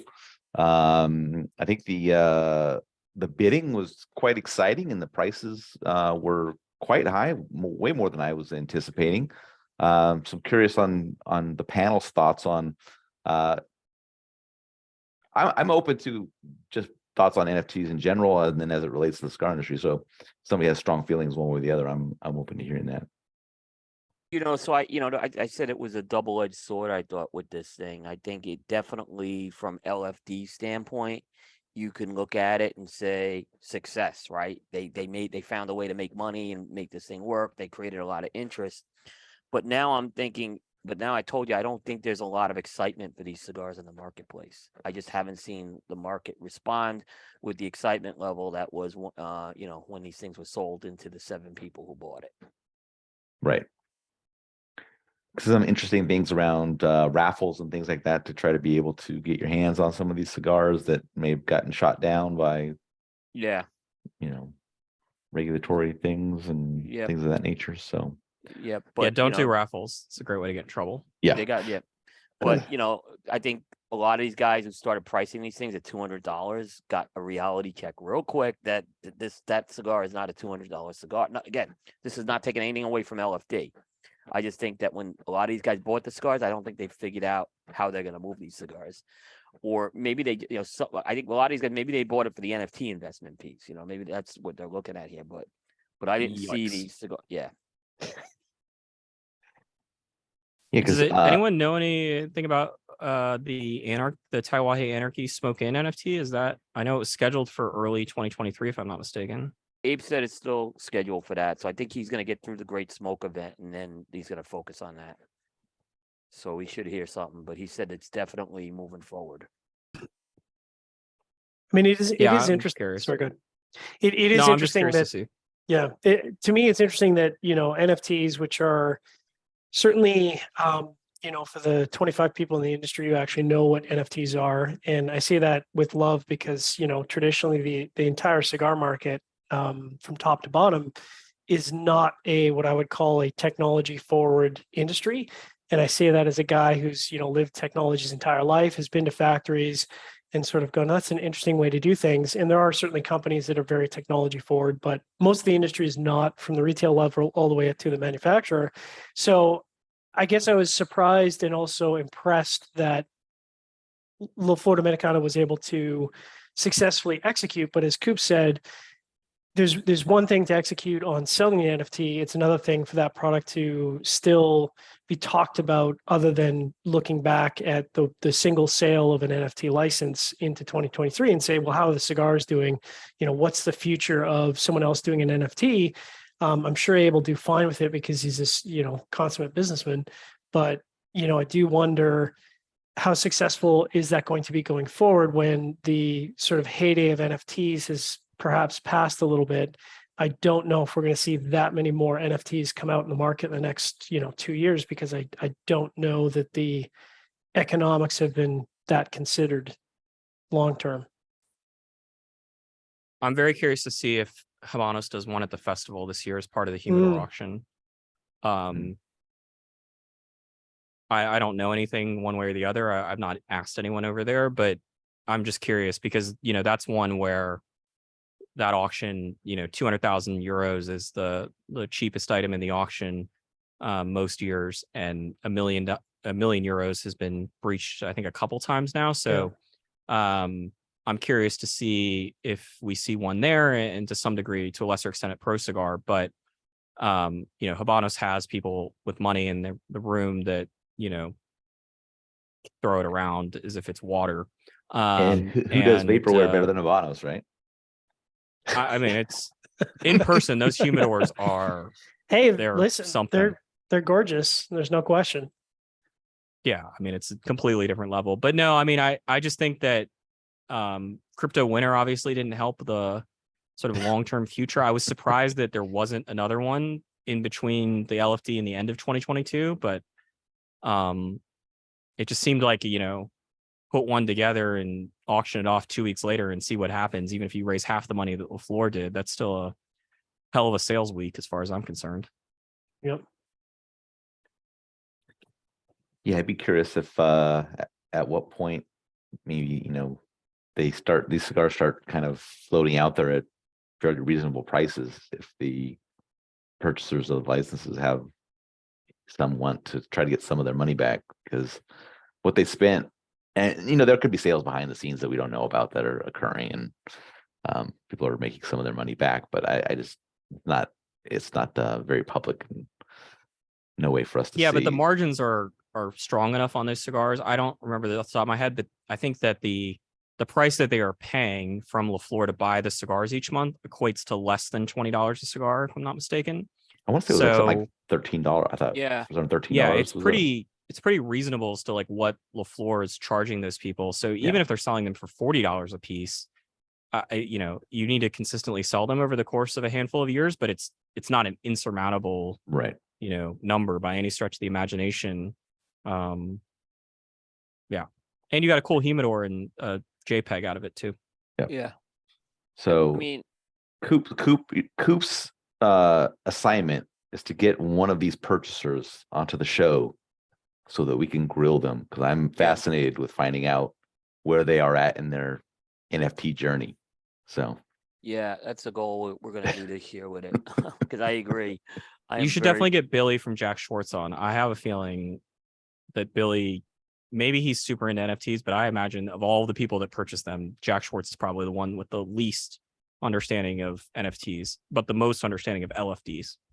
but they've also probably got the best Andalusian bull out of all the bunches, right? So they have those Toros, which we yep. So which would, yeah. I looked at the size and I'm like, Lonsdale, we look from a connoisseur standpoint, Lonsdale's a great size, but Lonsdale's not at a size that appeals to the market either. Yeah. I'll say this: there's no way that Abe's, and Abe will probably prove me wrong, but I don't think there's any way Abe's going to be commanding $80,000 for these Anarchy. and I don't think that's a knock on Abe. I think that's a knock on how the LFD one went, Right, and how right, it seems exactly. to have kind of flopped for the retailer, not flopped Yeah. for LFD. That's exactly what's going to happen. Yeah. Yeah, I think early estimates, even the most non-conservative estimates were 30,000, 35,000 as the upper ceiling of the NFTs. So certainly they went well beyond that, no question. Yeah. Just Andrews thinks if I was a cigar, I'd be at Lonsdale. So Abe's going to be doing some other things with his. He's going to have an actual digital to the original digital art. He's going to have an actual art thing you're going to get with it. I think there's going to be some special stuff with the packaging. So they're going to be like similar to what LFD did with the packaging. There's going to be a lot of things I think that's going to be added into that thing as well. So there may be some good value for whoever wants that that package. But I still don't think it's going to get $80,000. Have any of you smoked the LFD? Mm-hmm. Yeah. Mm-hmm. Thoughts? I wouldn't pay $200 for it, but Well, not good that. Yeah. Yeah. No, it was. I will say that, especially given a reflection of 2022, I thought it was a pretty good cigar. Certainly, I don't think anyone who picked up the NFT would be disappointed with that release. I think that is a solid representation of what LFD is a brand. And if I was a retailer, I would feel completely confident selling that cigar. Like I wouldn't be embarrassed at all. Yeah, we smoked the ones they gave out at the show, which were not the final ones per se with packaging or anything like that. So it's not something I would review, but I thought the size was good. I don't think it was as good as the Jack Schwartz Toro, which I think was the best size. But I think the size is certainly. I think you're going to get a good cigar, but no cigar is worth $200.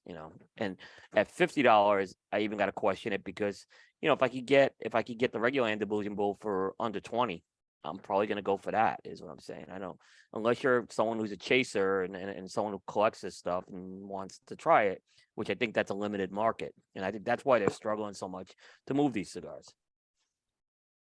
I smoked the Tony Gomez Pocket Edition version of this, which LFD claims some convoluted nonsense is different. The NFT one uses the best tobaccos of the bunch. I liked it a lot. I do not agree with John's assessment though that I feel like it's a good representation of LFD. I think it's a very different cigar from the other two Andalusian Bulls.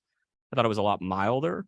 But a very good cigar, one that I'd gladly smoke, regularly, just not at those price points are involving digital art. Exactly. all right. Next topic isn't usually something I would bring up, in regards to issues with companies and things of that nature. But this one seems so bizarre and is still ongoing that I think we have to bring it up and talk about it. And that is the Crown Heads and Ace Prime split, or however you want to define this relationship nightmare. So I will just open it up to thoughts on maybe how this went down, how we think the companies are going to shake out, any of those thoughts. So I'm going to start with you, Coop. I know we beat this one to death a lot, but it just wasn't good for both sides, no matter how you look at it. Now I understand why cigar companies put out these press releases and they pretend that everything's okay, right? Because now if you go to the other side of the coin, you have a shitstorm happen like what happened here. You know, in full disclosure, Aaron, I'll disclose this on the show. You know, we were approached by both parties to have both parties on the show, namely Pichardo and Luciano. We have declined both of those. Mhm. Just because, you know, we didn't want to use our show to be a forum to kind of escalate this some more. So, you know, I think there's still a lot of questions on both ends. You know, what's Crown Heads going to do with some of these lines? I mean, Mil Diaz is a workhorse line for them, as well as Juarez. Those are big lines. Where are they going to are they going to continue to produce those at whatever Pichardo is? Luciano is saying he still owns that factory. So if he still owns it, I don't see it happening. Do they move those types of things? Luciano kind of hinted to us in Nicaragua he's got a new facility he's opening too. So does he still own Pichardo, or is he just starting a new factory somewhere? There's a lot of questions here, and I don't know if we're gonna get ever to what the answer is. And then the bigger question is, does this thing end up in court at some point? Mhm. I think there's some questions on that, particularly if there's money involved, then this is gonna end up in court one way or another. And I hope that doesn't happen, but so I don't see it. I kind of see maybe there's a little bit of a detente right now. It's kind of calmed down, you know, but I could see this possibly escalating again at some point. I know one of the things we've talked about consistently sort of offline is, you know, it'll be interesting to see, you know, I feel bad for Tim Ozinger, like, you know, now that your cigars have to essentially change production. And anytime you have a cigar change production, whether it's a factory or a country, you know, your intention, of course, is to keep the cigar as same as possible, but that's almost never going to be the case because construction wise, it's going to change. Rolling standards are going to change. Tobacco is going to change. So it'll be interesting to see, like, I know for us, the Maria Lucia did quite well in our top 25. So the question is going to become, okay, well, the first release did quite well. How does the second release shape up now that tobacco changes, factory changes, production changes? You know, is it going to be the same? Is it going to be a shadow of its former self? And so it'll be interesting. I think that'll probably be one of the big stories through 2023 is when you go back to some of these lines and now that they're being produced in a different place or with different tobacco, how do they compare to, there'd be the constant comparison of, are they the same as 2022? Are they worse? Are they better? And I think that's probably going to carry on probably until 2024. You know, Would be my John, guess. you mentioned a good point, and I think Osgoner is like a really unique situation. Whenever you ever seen like a company launch and then switch factories like about 60 days after releasing the Yeah. product?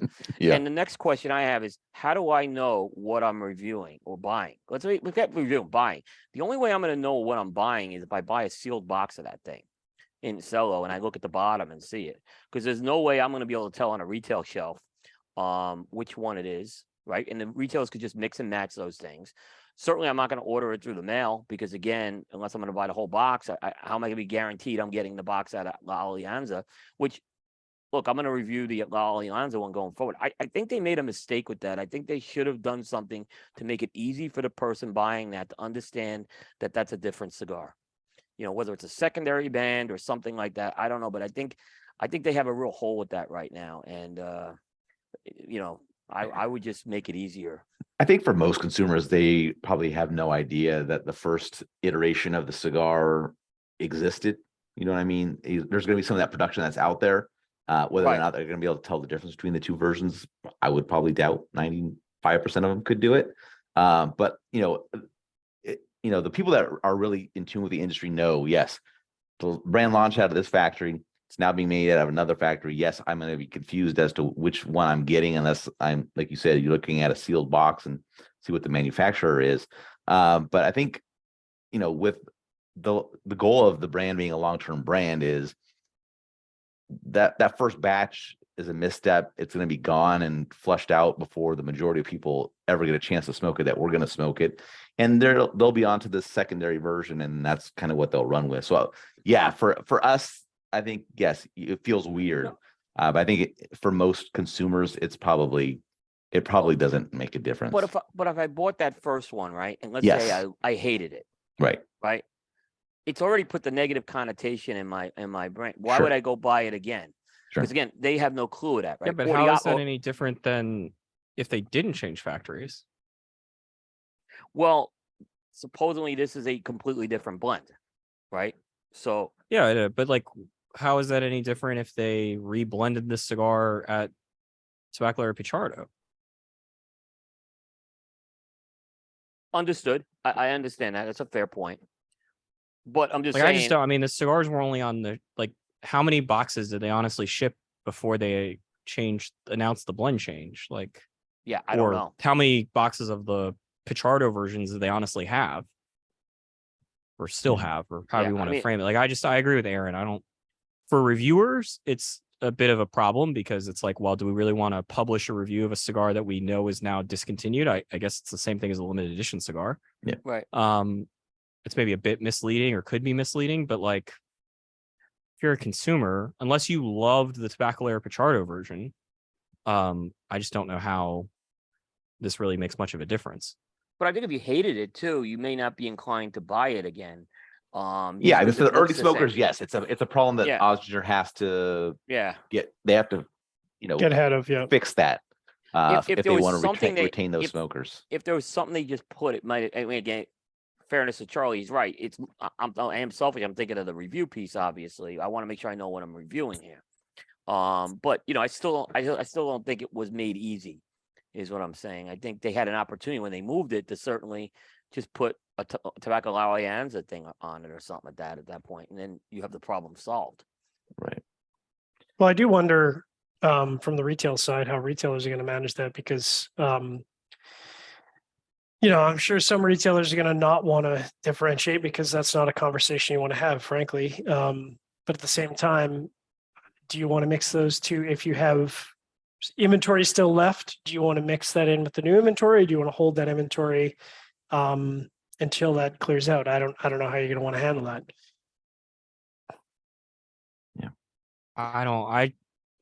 I think this is just a relatively minor speed bump.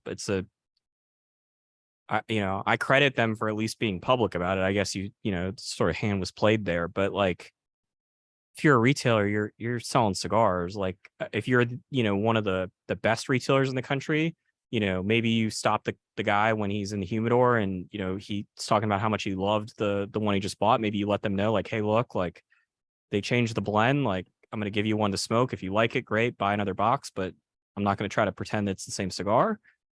But also, how many retailers honestly know that they changed the factory or are going to remember a week later? Like, Yeah, Exactly. yeah, exactly. I'm going to be honest. Like, if I walked into a humidor, I'm not sure, and saw the cigar, I'm not sure the first thing that would come to mind is like, let me check and see which factory this came from. Yeah. It's not, but then you really don't know what you're buying, right? Well, that tees up the next segment, which is John's going to talk about all the times he felt like cigar companies were lying to him in 2022. I just, what is the expression in the industry? The only time you know when somebody's lying to you is when their lips are moving. I mean, there's, and I mean that in a loving way because, listen, there's a time where I would have believed everything that was told to me, and now, I know better. And so there's obviously marketing pieces and there's truth, and it's my job as cigar media to sort of dig into that and find out what the truth is and not take everything at face value. But yeah, I mean, ultimately, I think it is definitely a speed bump. And but like I said, it will be interesting because I think it will be a part of the conversation, at least from the media perspective, doing reviews. That conversation piece will probably still happen well into late 2023, would be my guess. Yeah. All right, Charlie. So your thoughts on this relationship ending? I don't. You don't care? No, like, I mean, I care to some degree. I just am not like, I'm over the drama component of it. Yep. I was pretty over it pretty quickly. Yeah. I think that, everyone in the industry, and even if you quite frankly don't work in the cigar industry, like, a lot of lessons to be taken here. You got to be very careful about if you really want to have these spats publicly. And if it seems like a disagreement is heading towards this, I'm not sure about the three of you, but I was not surprised when I got the phone call in September that this was happening. I had heard through the grapevine without asking. I don't go around asking people and like, hey, you and your business partner still on the up and up, or like, And without doing that, I'd still manage to hear from numerous people who none of whom worked for Crown Heads or Luciano or Tabacalera Pichardo that, there had been very salacious accusations, about that relationship and about how it was going and things like that. And, there's a reason why lawyers exist, and this is one of them. And I get the feeling that it probably would have been better for both sides had this been done in mediation or out of the public sphere. I can't I can't think that there was a PR win to be had here for either one of them. Nope. It doesn't help the industry either. Yep. Yeah, I appreciate the honesty, right, of like being upfront that you're not in a good place with somebody else, because too oftentimes we get lied to that everything's okay. But on the other hand, Right. That's what I was saying. Yeah. Hire some attorneys and let them work this stuff out. I think it would have been better for everyone involved. Yeah. I definitely agree with you on that. A question I have back for everyone here is what was more significant, this divorce or the divorce between La Aurora and Miami Cigar? I mean, I know that one was a long time coming too, but that was a very long time relationship in the industry we've seen. And I think that was, from an impact standpoint, I think that still was bigger than this one. I don't know. I mean, they haven't even launched La Aurora USA. Is like, it's not an operational entity to my knowledge right now. I know they're in the process of setting it up, but Yeah. I think it's not going to go on probably till by April. I mean, I'm going to be down in the DR. I'll see what's going on with that, but yeah. I think it would be premature to say, but and look, the Crown Heads Ace Prime or Luciano Cigars Tabacalera Pichardo thing is, I don't think by any means over. Right. No. So, and between the two, I mean, going back to the Crown Heads Pichardo thing, and Luciano is, I think Crown Heads is in a little bit of a better position. I know, even though they were kind of moving a lot of their lines and new stuff and production over to Tabacalera Pichardo, they've always been a company that's kind of, used multiple factories and things of that nature. So I think that they have that capability to kind of recover in regards to that. Yeah. With Luciano, it's a bit of a different story. His fight seems to be whether, the Tabacalera Pichardo factory is under his ownership or not, whether he has to go find a new, has to put up a new factory, whatever process this is. Seems that, Luciano's in a bit of a different position now than where Crown Heads is. Crown Heads can almost continue on as they were, but it's a very different situation for Luciano, and then whatever ongoing battles are going to go through that. And it just seems like almost like a couple divorce amongst your friends, where other couples or other people are kind of having to make a decision. Am I siding with one or am I siding with the other? Or I don't care. I'm agnostic about it, or I don't care about either one of them. I'm just going to move on myself. Like there's that weird, I think, dynamic. So I'm very interested at these upcoming trade shows to kind of see if any of that is visible, kind of just in people's demeanor around those groups and things like that. So I just think that will be an interesting visualization to see. So, all right, beat that topic to death. Yeah. Well, it's something that was a weird thing for the year, so it's just kind of it was definitely was talked about. All right. So now we get to John's favorite portion of the show. Is it my favorite Charlie's portion of the least show? favorite portion of the show, and that is the consensus discussion. Oh, it's John. Yeah, Definitely John's favorite. John, I'm just gonna let you run with this because I think you're the one that wants to. Seth would have really wanted to get into this, I think, but you're now on the hook for this. So, however you want to frame it, go for it. I guess a lot of it is I found it interesting and what I like about the consensus is that it's been running for so many years. So I'm a data guy, so I find it very interesting to sort of compare year over year, and I like the comparative year over year analysis. And so earlier we were talking about some of the FDA stuff, and it's interesting to see rather than FDA, a lot of private business stuff has started to impact traditional and non-traditional cigar media from YouTube channels and that sort of thing. And certainly through 2022, as Charlie reported on, it seemed like a lot of fairly popular or medium popular YouTube channels either had to make that pivot to a different platform or completely evaporated. And so it was interesting to see that actually measured from a year-over-year perspective, to say people who were present last year and had a fairly strong voice in the consensus are completely absent in 2022. And If moving you're on to our looking- next topic. Fair enough. So I don't know if you want to respond to that or anything, but my curiosity to the list is like, where's your bullshit meter at, Charlie, when you're collecting this data? Like, when does the top of your head pop off? Like, at what year level are we talking about here? 25, or is that when it? In terms of like I This don't is agree with what bullshit. the I can't do it consensus is anymore. saying. Like, this is bullshit. I Oh. can't do it anymore. Yeah, I think that as we do our annual consensus therapy session, sometimes we do 2 of these a year. It feels like I just look at the consensus so much differently, I think, than you guys do, or at least the impression I get from you guys. Like, I don't care what the results are. I don't have a vested interest in it other than the amount of time that gets spent and that it's a popular feature for Halfwheel on an annual basis. But like, if General Cigar got 1, 2, 3, 4, 5 on the consensus, I wouldn't think anything different of the list. Like, I think that over the years, I've explained a lot of the different forces that lead to the consensus looking like what it does on a typical year. And so I've just kind of accepted them, and it is what it is. But in terms of like, do I agree with the list or the lists that are used for the consent? I mean, no, like I don't agree with Halfwheel's list a lot of the time, right? Like, it's not my list.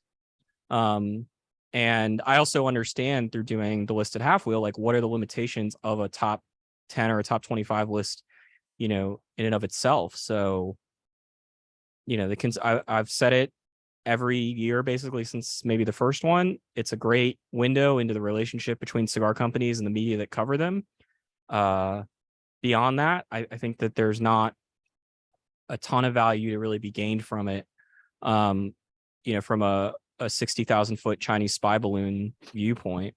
Nice. Yeah, I mean, I think we all understand the reason for the list and what the list presents. Like, at the base level, we all get that.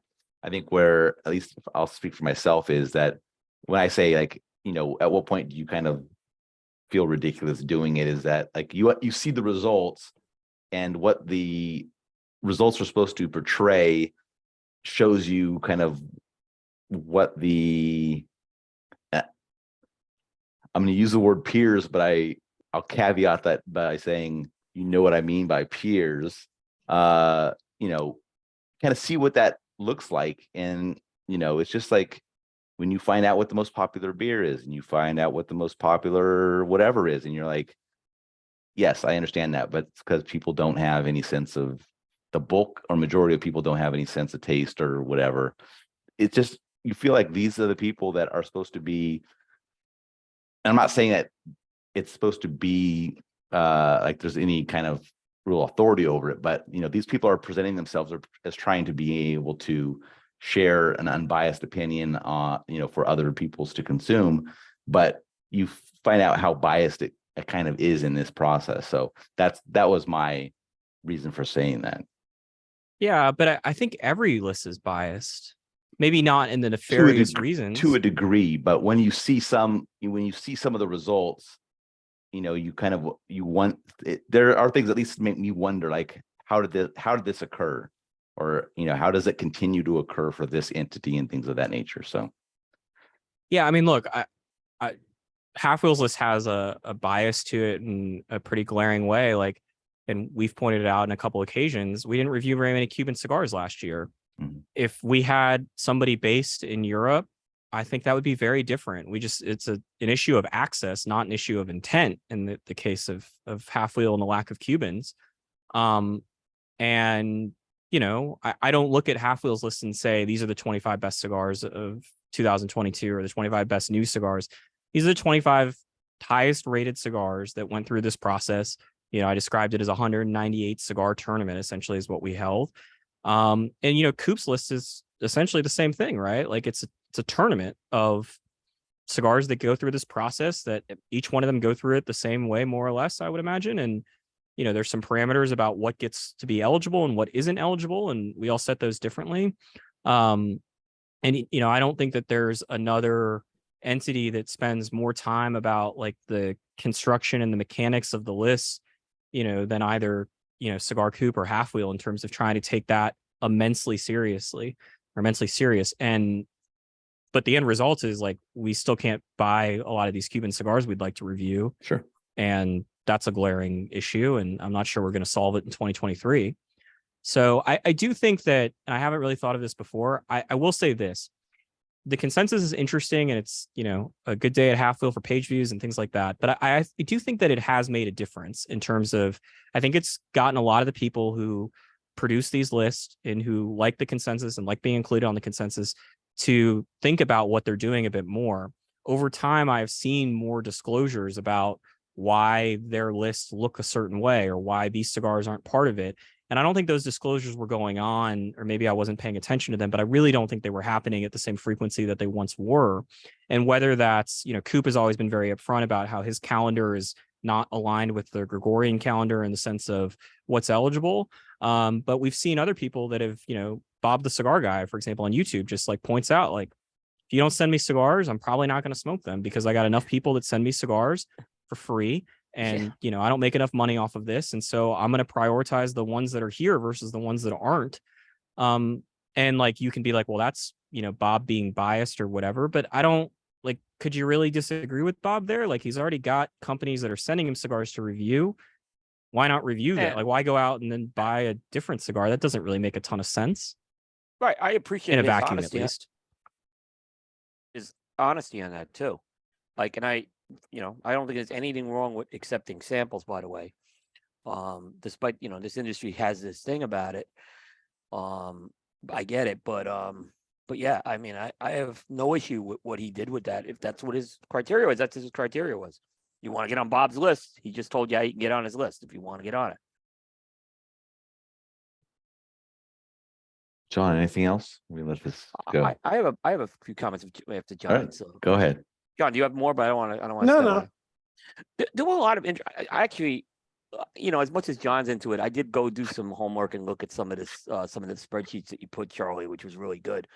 I did a couple of observations that were interesting. First of all, I guess you did a company breakdown of who scored the most. And General Cigar was like number 2, but they didn't have one cigar on the top 25 of the consensus, which I thought was really interesting there. And then the other thing I like what you did on this, and I probably should have did this, is you broke Knuckle Sandwich separate from Espinosa in that company list too.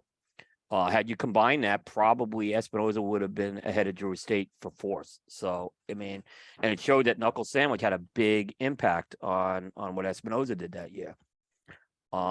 And then there was Habanos even had was number 8 on that company list. So I thought that was, and again, not a lot of people review Cubans, but I think it was some of the strengths of some of those print magazines that did it that ultimately gave Habanos a lot of points there. So and then there was a brand called Principal, which is a European brand as well, and they scored like number 23, and that was surprising because it's a brand you just don't even hear about in the U.S. So I think there's some interesting things that you can learn from this, certainly. The other comment I make is, again, you look at this, Charlie, you pointed this out, you look at the strengths of the Drew Estate and the Drew Estate alumni thing, and that's been from 2015. We've seen that. That hasn't changed.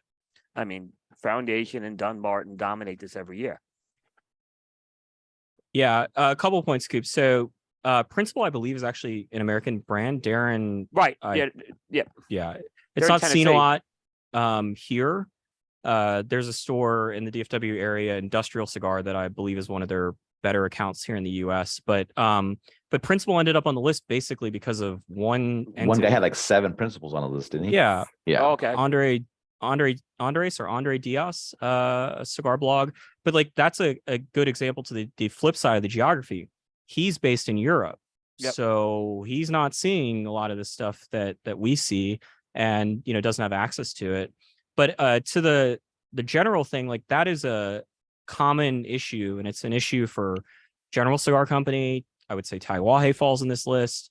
Padron in a sort of different way, Roma Craft, etc. Like if you release a lot of new cigars, and I don't think anyone did as many as General in 2022, it's very difficult to sort of siphon or get those points into sort of one or two options.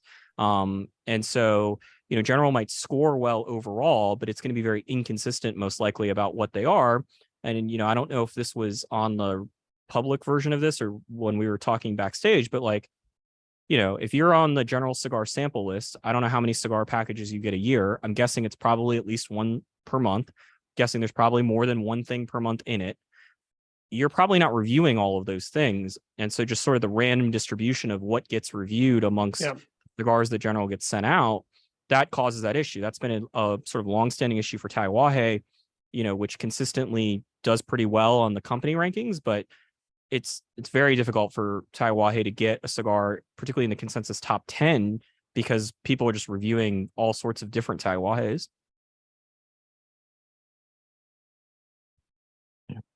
Yeah, I mean, Steve's figured a way to win this consensus, I think, every year. I mean, he's dropped those sample packs in November every year. And, cigar, and here's what I'm going to say related to the General comment. I do believe that Steve has he's very likable. He is a likable guy. And when you have a bunch of Dunbarton cigars sitting and a bunch of General cigars sitting, and you're getting to the end of the year, which cigars are getting reviewed first? It's Steve's. I mean, that's just a reality. We see it because I know people who've done it. And so I've kind of tried to do a first in, first out model. So that doesn't happen. I don't think a lot of people do that, though. I think they prioritize, and they'll review the cigars that they like or the people that they like. And that's ultimately, I think, going to sway things. And Steve sending those things out in November gets the people fresh in their minds. They're going to get reviewed, and doesn't miss their deadline. There's some folks that do have some skewed calendars besides me now, but not a lot. I had an interesting hypothetical question for myself, thinking about the Dunbarton and the success that Steve's had. And it's like, am I underrating how good the Dunbarton cigars are?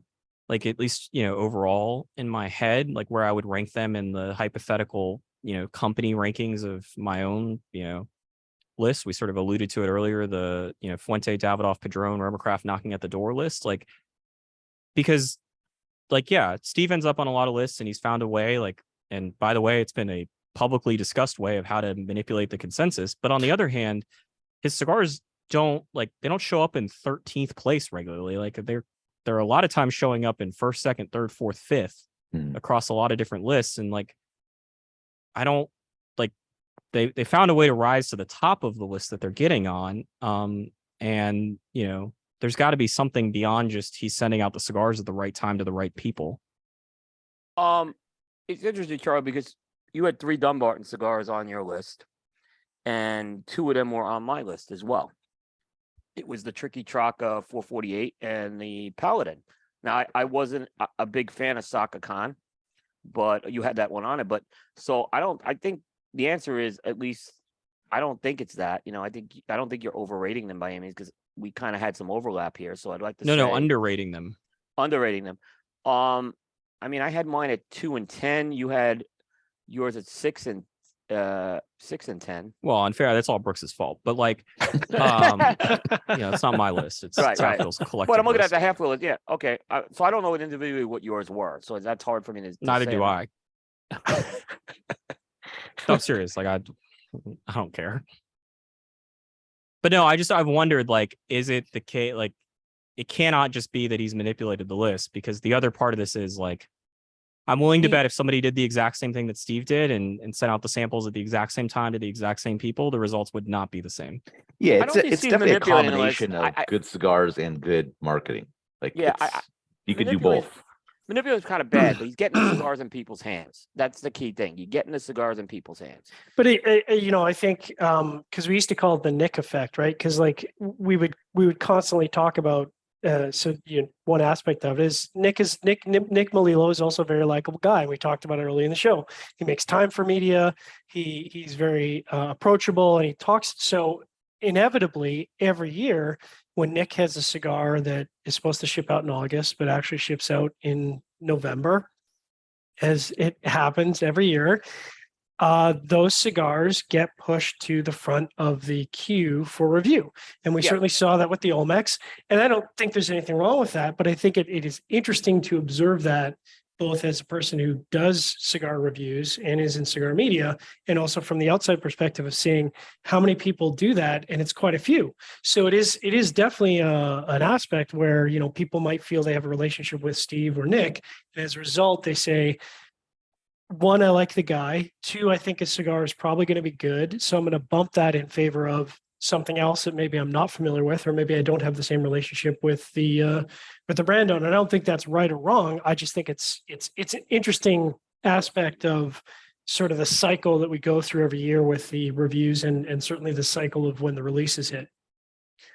Yeah, but I guess when I was going back to the point of General's getting their cigars in people's hands. Maybe they fell off a little last year towards the end, but General's getting their cigars in people's hands.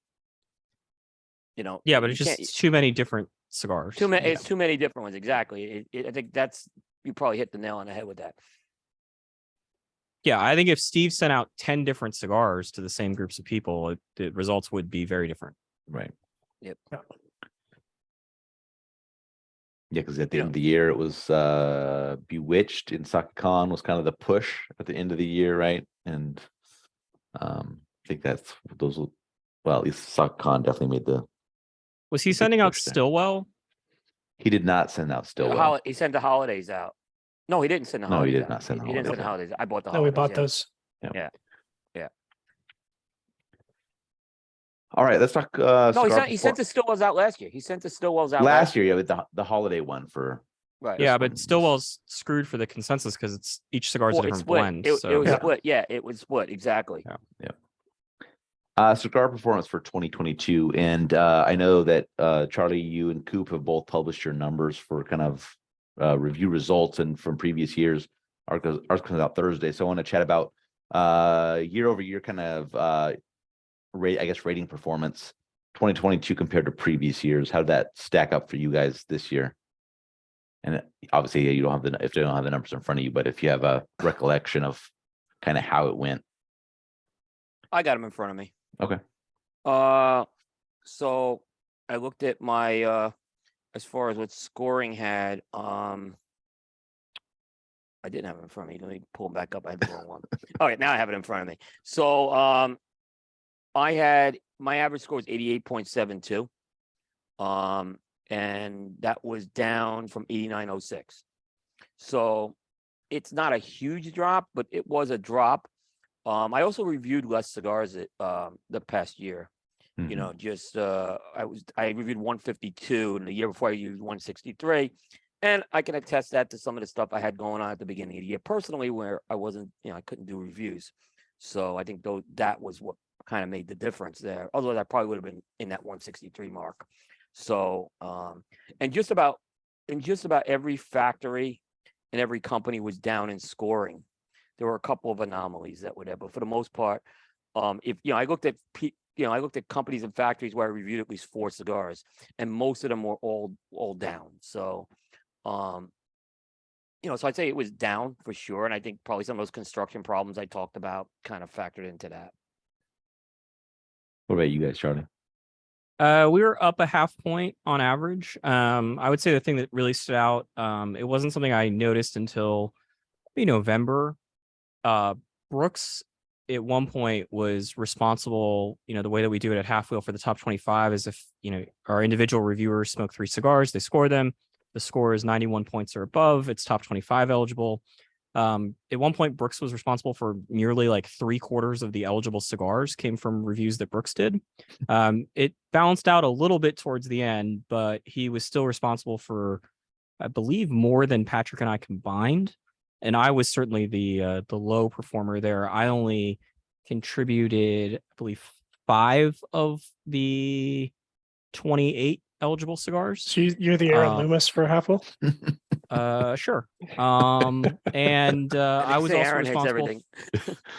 responsible for 10 of the 11 lowest regular scores that we published, or regular review scores that we published, which is not all that surprising, but maybe the margin of defeat there on my behalf, not great. Charlie, let me ask a question, and I thought I heard maybe Patrick say this in an interview once. So if you want to comment Yeah. this way, when you guys have the way when you input stuff and you come up with the scores, and you don't know what the score is going to be, but you guys have, do you have a factor in terms of how people's like historically score or something that kind of level sets that? No. Okay, then I misunderstood that. Yeah. And like I'm the one that ultimately enters the scores, but I can tell you that once I finish cleaning up here, I have to go back and edit some of the words for tomorrow's review, because I was surprised when I finished the review and entered the score in Excel. The score was a lot different than I had written the review, sort of thinking it was. So every once in a while, we run into those issues where, we will make some changes in sort of the verbiage, not the score, to make sure that it doesn't stand out, because it truly, in that regard, is a, when we're done with the review, we do not actually know the score.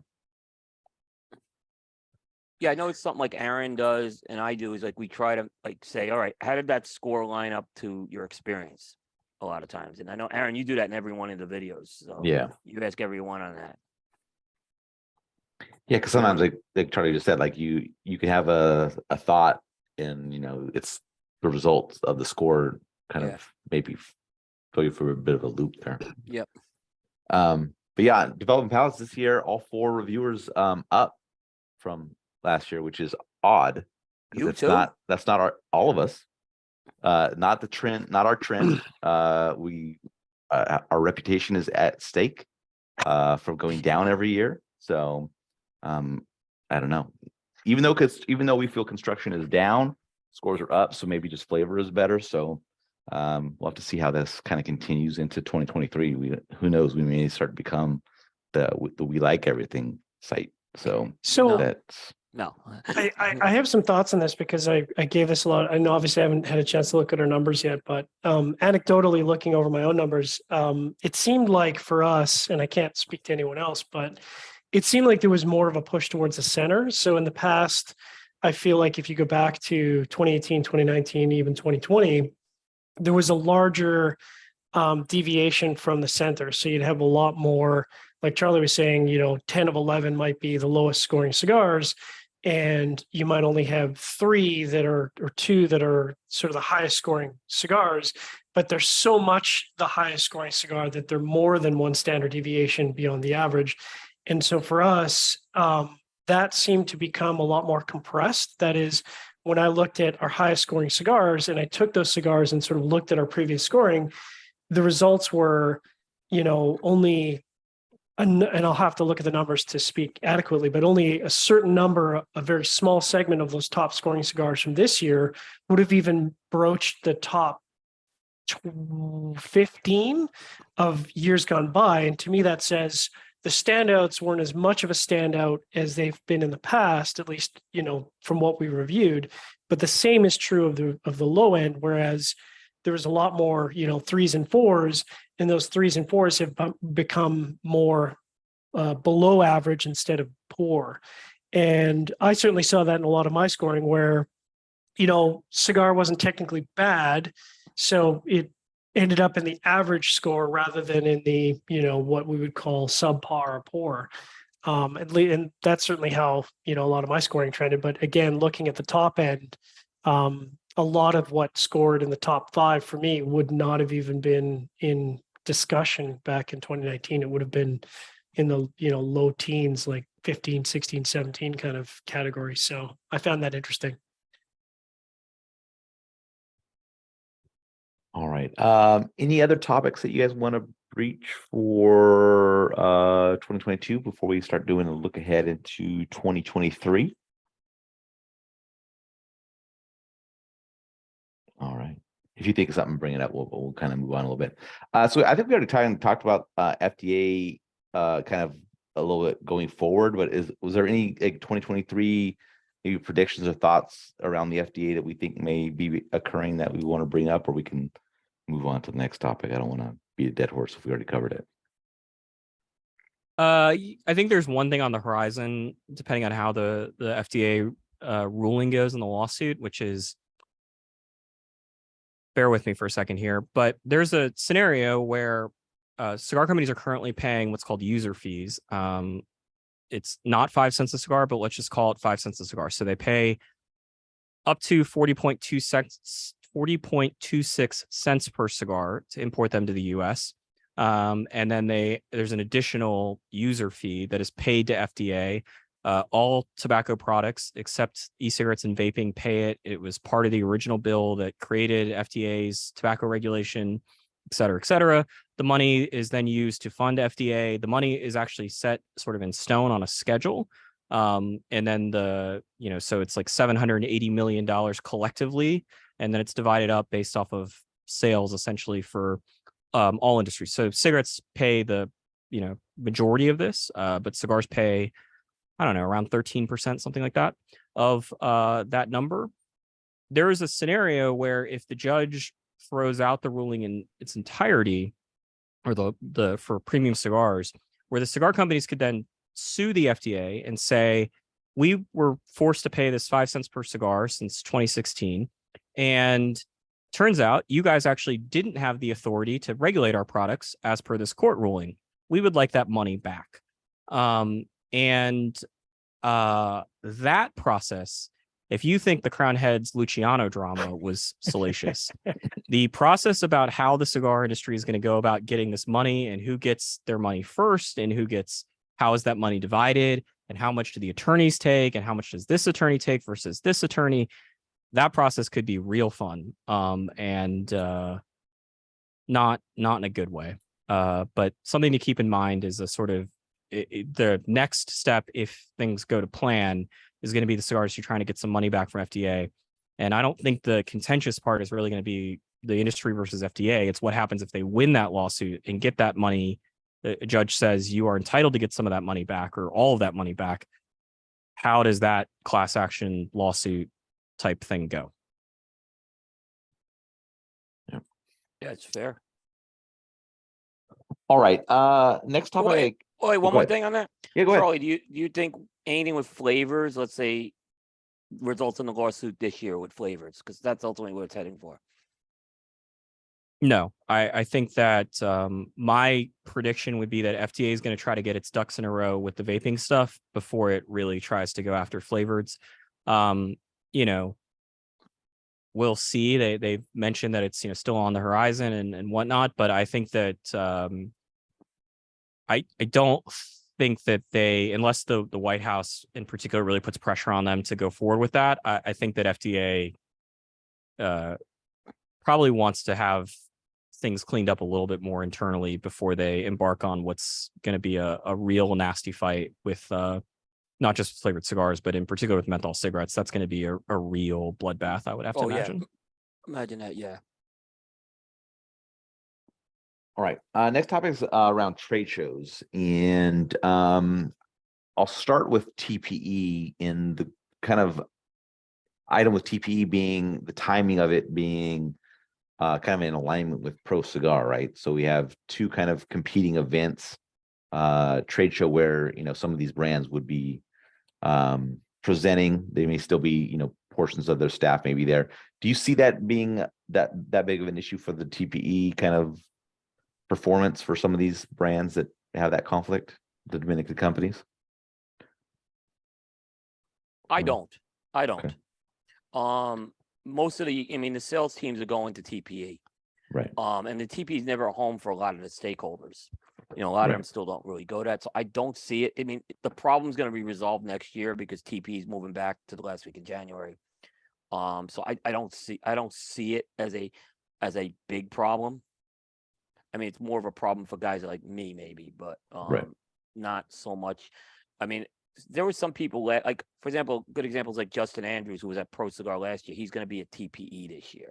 Mm-hmm. And that, that kind of makes sense. His customers are going to be there. So that's why he's going there. So there's not really a sense, but you know, they have people down at General Cigar Dominicana who can run factory tours, you know, more than you know, so I don't see it as a big problem. Right. Yeah, I mean, I would venture to guess that last year there was probably fewer than a dozen people, two of whom are on this show right now, that were at both events. Abe Flores of PDR was at TPE last year. I don't remember if Hochi Blanco from La Galera was at TPE last year. He certainly was there in 2020, I remember. But you know, I would assume both of them are going to be at Pro Cigar. They're both Pro Cigar members. Danny Dikowicz from La Serena and Tobacco Plaza was at both events. I suspect he's at Pro Cigar, carrying on that sort of tradition. But after that, it's basically media and a very select group. It's Coop, myself, Cigar Snob, Tobacco Business. I don't know if they were at Pro Cigar, to be quite honest. It's not a ton of overlap. They've been there. They've been there in the past. Antoine's been down now. Omar DeFrias was at both last year. Oh yeah, Omar's another one that come to mind. Omar was at both. Yeah. Yeah, but I would suspect he's gonna be at TPE, or he told me. Yeah. The Bovida guys, Tim and Sean, you know, oftentimes hang out with them at Pro Cigar. I would imagine they're probably, maybe they split up, but you know, they're certainly going to have a big presence at TPE like they normally do. So no, not much. It's an annoyance, but really, I can't see it affecting that many people. And in regards to PCA trade show, I'm not sure that there's any kind of like big thing for 2023, but I think the biggest thing around it is the announcement of what the dates are for 2024 and kind of beyond, or where that's going to be. You know, there's talk of it moving up to an earlier date in the year. I think location is has not been announced. So kind of thoughts on, you know, what may be happening with that. And Coop, you can kind of start that out. Yeah, Bear had on Scott Pierce last night on the show, and it seemed that Scott said that they're negotiating something for a venue, but they haven't signed the contract yet, so he didn't want to say it. But I mean, all the indications I'm hearing is that this may be the last summer trade show we have. Mm-hmm. Where it is the big question, but that's, unless they just can't get a deal with anyone else, then they can go back to the Sands. But the Sands are locked into those early July dates because of there's no other shows going on there. Right. And that will allow us to smoke there. So, but I mean, I think the PCA would like to move. They would like to move that out of the Sands, and I think they'd like to move the dates for sure. Mm-hmm. Well, I think other than the location, the July timeframe, I think, has been consistently the least popular timeframe in terms of, you know, if you had a magic wand, it could pick a time. I think July has been universally unpopular. Even when we used to have it in August, I think August was more popular than July, despite the temperature shift. So I think, you know, at least from the anecdotal feedback from retailers, I think all retailers have said either earlier in the year or later in the year would be ideal. I just don't know, you know, whether later in the year for 2024 is even feasible. And I think, you know, certainly early rumors point towards a much earlier trade show rather than a much later trade show for 2024. From what I understand, they've ruled out later in the year. Yeah. And I think the key thing, what's going to be key with this whole thing is TAA agreeing to move their thing to October. So I think they think it's easier to move TAA to October. So I believe that's what's going to happen. So I guess, you know, because we're just talking hypotheticals and the dates won't be announced till much later, but, you know, talking about the 2023 impact, do you guys, you know, this is more of a Charlie Coop question. Do you think if, like, say the PCA trade show moves up to late April, do you think that would have ramifications, like measurable ramifications, for who decides to exhibit at TPE and PCA, or who decides to, you know, exhibit it just like, is there going to be any switch over from manufacturers who've historically done both in terms of attendance? I think the smaller companies will follow like what they did a couple of years ago. They'll do one or the other. I think the bigger companies, it won't matter. Yeah, I think that the question is probably less to do with the dates and more to do with the uh, Cigar Coop Boutique Cigar Association Pavilion and whether or not It's called the Cigar Coop. That's where the BCA is exhibiting. Cigar Coop, yeah, right? and whether or not PCA can find a way to reduce the costs to where it's, I think, a legit competitive difference. I'm very curious to see how that BCA pavilion looks and you know, about what the prices are to get into it, and you know how those companies feel like the ROI is in terms of, you know, obviously it's been very popular at TPE with their sort of, and for those of you that are consumers and somehow still watching this thing, you know, you're talking about going from a minimum commitment of a 10 by 10, you know, space, whereas at TPE the pavilion is 5 foot by 2 foot of counter space, one, you know, shelf essentially with, you know, maybe 4 slots on it, and a stool, and I think that's it. Maybe you get a pen or something. And you know, the costs there are just, I don't know, probably 15% of what the absolute cheapest you could do it under the PCA's previous structure before they had some sort of, you know, pavilion aspect. So I think that's probably the larger consideration for these smaller guys. But you know what? Like I wouldn't be surprised if the PCA still had space and was still accepting people. Let's say it's in April and TP is back in January. It becomes a little bit of a challenge because of you do have to submit some paperwork to the state of Nevada or this obviously assumes that it's still going to be in Las Vegas, but you know, you can't just show up the week of kind of unannounced and exhibit and expect it to go well. But I could totally see a scenario where people go to TPE, have a good TPE, and are like, let's do it again. You know, hit that slot machine again. We'll go back to Vegas 3 months later, or New Orleans, or wherever it's going to be. But I think it's more a question of, can they figure out a way to reduce the cost? Because, you know, for some of these guys, I think it's just kind of an insurmountable. If you're having to spend $15,000, $17,000, $18,000 at a minimum to exhibit at PCA and be there for the 5 or 6 days that you need to be there, I think that's probably a bit of a tall ask, considering you can, you know, go to TPE for probably less than $3,000 all in. You know, the whole, I've been very critical of the BCA, but I got to say, I think they've been getting a little better organized this year from what I've seen, which is good. I think they're starting to collect membership dues. They seem to be getting a little more structure behind it.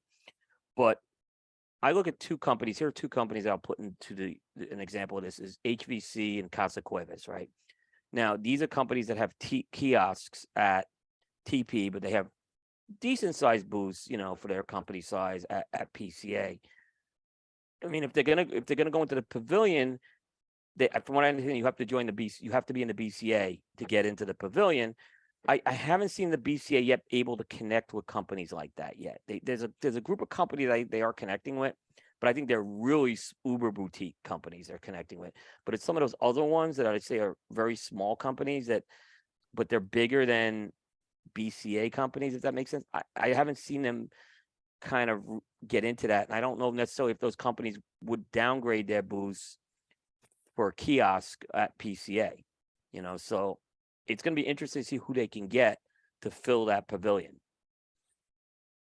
Yeah, but I mean, if you're the PCA, you don't want HVC taking its 20 by 10 or 30 by 10 booth and going into the pavilion. And that's why I was a little surprised. But that's why I understand why they didn't just offer a pavilion to everybody, because then you would have that problem. So they kind of said, all right, you have to be in the BCA, and if you buy into the BCA, maybe that is something you do. But I mean, theoretically, those companies could join the BCA and go downsize their booths. I just don't see them doing it, though. Most of those companies. Yeah, I mean, look, I've suggested this on the retail side. I think that the PCA should be more interested in giving out first-time attendees, you know, the opportunity to go to the trade show, at least, and not have to pay the membership fee for just a one-time. You can show up once, and we'll let you get a taste of it, and then hopefully you like it enough that you're back again, you know, the next year. I think that would be an intelligent move from the PCA to figure out a way where maybe it's not completely free if you're a first-time exhibitor at PCA, but we'll take $1,000. We'll give you a table with 4 chairs and, or maybe, we'll just give you the space and you can get the table and 4 chairs and the, 1 shelf or whatever. I don't understand why they wouldn't be willing to do that to attract, if you can convert 15% of those people to come back the next year, that seems like it's a major step in the right direction in my mind. I agree. I heard they're doing some changes this year to the schedule. They're going to be Are we pushing staying a until lot 8 more- o'clock? I don't know about that. No, but in terms of what I heard is they're moving the opening breakfast to Friday. And it looks like Smart they're going to move. be, yeah, I think that was a smart move. They're going to be doing that. And they're definitely trying to push the Friday as more of an experience type of day. They mentioned something on Bear Show that they have a multi-vendor blending event. They didn't say who's in it, but it's kind of going to be what Fuente and Jose Blanco did last year. I guess they're going to have a group of companies doing it. So I think it's good. They talked about bringing back a keynote speaker, which I don't know if that's necessarily a good idea, but they're talking about doing that as well. So we shall see. And I know they're putting more into the opening night party this year than they have in the past couple of years. Yeah, I mean, I think that with everything related to the PCA trade show, I think it very much a question of how can they get people that are currently sitting on their couch to show up. Yeah. And Or the Friday, those people who are sitting at Bar Luca, getting them engaged at the trade show, which I think is a key thing too. Because I mean, every year I see more people at Bar Luca than at the events. It seems like last year was different with the Fuente event, but for the most part, that's what I've seen in previous years. yeah, I mean, I think that's a much more challenging and uphill battle, but and also one that's a lot less consequential in my mind. I mean, they need to figure out not just obviously the 4 big companies that pulled out, Altadas, Davidoff, Drew Estate General, none of whom are listed as exhibitors for 2023, at least as of the last week, I believe is the last time I looked at the map. But there are a laundry list of people that have not been to a PCA trade show in the last 4 or 5 years, and I would have to hope that the number one goal is figuring out how to get those people back and get some of these newer companies that are also sitting out, to show up. So my question is, and we're building hypotheticals and hypotheticals, but provided you are able to say keep it in Vegas and move the date up to April, and these are a lot of hypotheticals, and you get into a convention center where you're able to reduce costs, would you feel that that's enough on its own to bring, say, any of the big 4 back for 2024? Or do you think that the other issues are still sort of the major overriding issues, cost aside? I think there's bigger issues than that. Yeah, I think these issues are beyond when it is. So I don't see that happening. I think that there's always a chance that any of them could come back. I think in some cases it's probably going to take some leadership changes at these companies at a minimum for that to happen. I think that some of the direct players involved at Altadas, Davidoff, Drew Estate General, I think all of whom are still basically there, if I'm not mistaken. Yeah, I mean, STP maybe could Jim buy a Young brand. maybe Jim Young would be the exception, but I think that there are much larger issues. I also think the other problem that they've now created, or it's been created in the vacuum of them not attending, is like, look at Aaron's Year of the Rat banner back there. Like, Drew Estate has found an alternative to PCA to do their product launches. And I don't think that they feel like they're hurting the trade show experience, like hurting for a trade show experience. I think that they probably feel pretty confident that they don't need to be a part of this.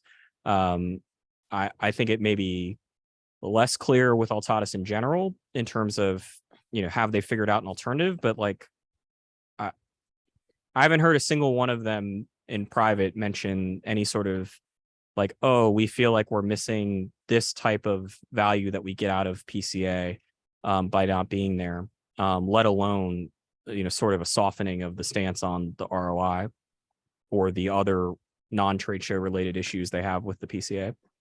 I do think that I think the last part though, I do think there's maybe been some minute progress in the relationship status, but in terms of seeing them at the trade show, it would have to take a ship turning around in a pretty dramatic manner. Jonathan Drew was at the Barn Smoker last year, and when he was talking, he talked about how Drew Estate was changing the channels they're using to introduce products right now. And it's exactly what Charlie said, that there's other ways they're introducing products now through Freestyle Live, the barn, and the timing releases with the Barn Smoker events. So they've gone down a road already, and I think for them to kind of go back, it would be a major change in their budgeting and planning cycles. Like, I wouldn't see it happen. Maybe I don't see it happening for 2 years, just because they're probably already in the 2024 planning cycle deep already. So, and these big companies have big planning cycles. So, if someone comes back, if someone would come back fast, it would probably be in a small boost this year. But I don't think it's happening. I don't think you'll see anyone back this year. Oh, this year I think if they came back, there's I guess a couple of larger booths at the front of the show, but it does seem like we can probably figure out who those are reserved for, and I think it'd be a real but I think it logistical was issue. still, it would probably, but probably even with their product introduction, I'm saying that No, I agree with you. Yeah. I'm curious for the three of you, like, do you think any of them should be back? Like, in terms of, like, it would be helpful, for example, for Altadas to come because it would allow them to do things they're currently not doing, and it feels like that's a need. See, I think General would benefit the most because of the number of products they're introducing, that you really get them visibly on display. So I think they would benefit the best to do that. But based on the sales numbers, they'll probably tell you we don't need to do it. They've done it before. So I don't think I don't see Davidoff going back anytime soon. I think their model is really not a trade show model unless they want to focus on Alvo and Camacho, because Davidoff's appointed merchant. It's an appointed merchant model. So do you really need to have the big bang for Davidoff there? Yeah, I mean, I outside of Foundry, I just can't think of a release that General had at a trade show where it was like, oh, they did this crazy activation at the show, and that really helped them with this brand going forward. Other than maybe you just see, you kind of see the products. Like, the way they're doing it right now is their sales reps are just giving them like sales sheets beforehand. But they're selling the products. That's what I'm saying. So I don't really, as much as I think they'd benefit from having it there, I don't see a financial need for them to do it. Yeah, I mean, General's interesting in the sense of, like, maybe they send Forged there and try to get those brands to have some extra shine, but, like, what's the point of doing a Macanudo launch at PCA? Like, they could buy a brand and do what they did last year. Send their team in last year. So that's the perfect segue to the next topic, which is mergers and acquisitions. Are we seeing any kind of significant play on those in 2023? And we see the Rue 101 from last year, but do we see anything on the horizon? I didn't see that as a major acquisition last year. I mean, it wasn't even something that was announced to their board of directors. It wasn't reported by the STG or anything. It was a small thing. So in the whole scheme of things, but I can see maybe something like that happening again this year. I don't think Altadis will be. I mean, if anyone's going to do it, it's probably General. I don't see the other three doing it.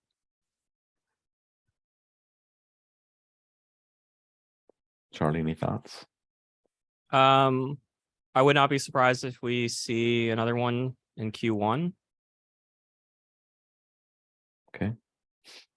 I wouldn't be surprised if we see another one in Q1. It may be a bigger one. Any names you want to float? No, because it would be. I don't. Yeah, I mean, I wonder, like, unless you're getting it in a fire sale, I just don't. I think we've had a long history at this point of these acquisitions. It's tough to point out the ones that you say were really successful. It's really, really tough to find one where you say, oh, they acquired this brand and then, they really got their money's worth for it. In my opinion, there's only been 3 in the last 10 years. It was Swisher with Drew Estate, Jay Cortez with Oliva, and then General with Royal Agio. Those were the 3. The other ones were really just kind of those were company acquisitions. The other ones were just, hey, we got the acquisitions to these brands. Yeah, and I mean, in the case of the first two, you're talking about two scenarios where companies were basically acquiring a premium cigar brand that I guess, well, Swisher had Royal Gold right before Drew Estate, but basically zero premium cigar presence between the two of Jay Yeah. Cortez and Swisher prior to those Yeah. acquisitions. So that was acquiring a whole business unit. Whether it's Tarano or Camacho or I don't know how many more are missing here. Oliva with the dormant brands we were talking about earlier, out of Honduras. Cuba Aliados. Cuba Aliados. Yeah, like yet to see. Like, why couldn't Oliva just come up with a new Series, not X? Don't do that again. But a Series T, right? And like, was it that beneficial to get Cuba Aliados? I don't think so. And particularly in a world when the FDA concerns about grandfathered brands are not what they were in 2016, I just sort of, at this point, if you're acquiring someone, you probably are getting them at a really good price, would be my guess. Yeah, that's what I was saying. They probably were good prices with that. Because you look at what Davidoff had to do to Camacho, and it's like, okay, so they bought the brands and the factories and not the fields. They built a new factory and they redid every single brand except Baccarat. Like, and they, got rid of most of the sales force they acquired as well. I think that makes it real tough, for these to see sort of a major acquisition, particularly coming off of, how strong sales have been since, the start of COVID. You're probably getting an inflated price, if you're paying fair market value. And I don't think anyone's paying fair market value, for being quite honest, from what I understand. Yeah. All right. Quantity of new releases in 2023. Do we see a decrease, increase, stays the same, a kind of new release schedule? John? I mean, the only comment I had here was there was a lot more new releases this year than I was anticipating, but at the same time, I would also say there was a lot of very established brands who realized you can't just continue to release new releases indefinitely. And so certainly the number of Vitola line extensions was much higher, I thought, this year than I've seen in previous years. So I kind of, my non-magic ball here is I kind of see that continuing, where I think if anything, there might be a dip in the number of new releases and in a greater increase in the number of line extensions, excluding new company launches sort of from that conversation, but more existing established companies. Cooper, Charlie, thoughts on that? It sounds like, from when I talked to General, it sounds like they are going to cut back the releases from last year. They ain't going to be as high, but there'll still be a lot of them. But so I don't know, that number may go down, but that was such a high number to begin with. But, I think Altadis is due to have some more releases this year for sure. Maybe it's flat. Maybe it's flat. What do you think, If Charlie? there's a chance. No, sorry. I'd expect an uptick. I think we'll continue to kind of see what we've seen in the second half of 2022 carry over, and I don't think it'll really slow down maybe until next year. I just think that, if you're a company and you're seeing your sales numbers are probably not increasing because of the sort of post-COVID bump wearing off, and you look around and you see all these new products shipping, I think you probably think to yourself, I either got to get with it or I run the risk of sort of being overrun here. It's not like retailers are going to start telling cigar companies en masse, like, please stop releasing new products. I mean, that's just not. And quite frankly, we aren't either. Like, we may poke fun at it or complain there's so many releases from General, but, before we started this live show, we were talking about how at the beginning of 2022, there were very few new products to review, and what new products there were coming from, probably fewer than 10 manufacturers on a consistent basis. So I do think we're going to see more. I also think the fact that you've got, some newer companies that have experience in the cigar business, whether that's, Osgener or Freud Rick Rodriguez and Gus over there at West Tampa. I suspect those companies are going to try to build out their portfolio. So if you add, 2 more regular production lines to each of them and then some limited editions, and, that'll immediately wipe off the 6 reductions General's going to do this year. And I don't get the sense from, the other, like, I don't see anyone really slowing down. Maybe Oliva, but I would suspect not. All right. Yeah, no, it's I agree with I kind of agree with that part. EPC had a lot of releases last year for them. That was a larger number as well. I don't know if that will continue this year. So we'll see.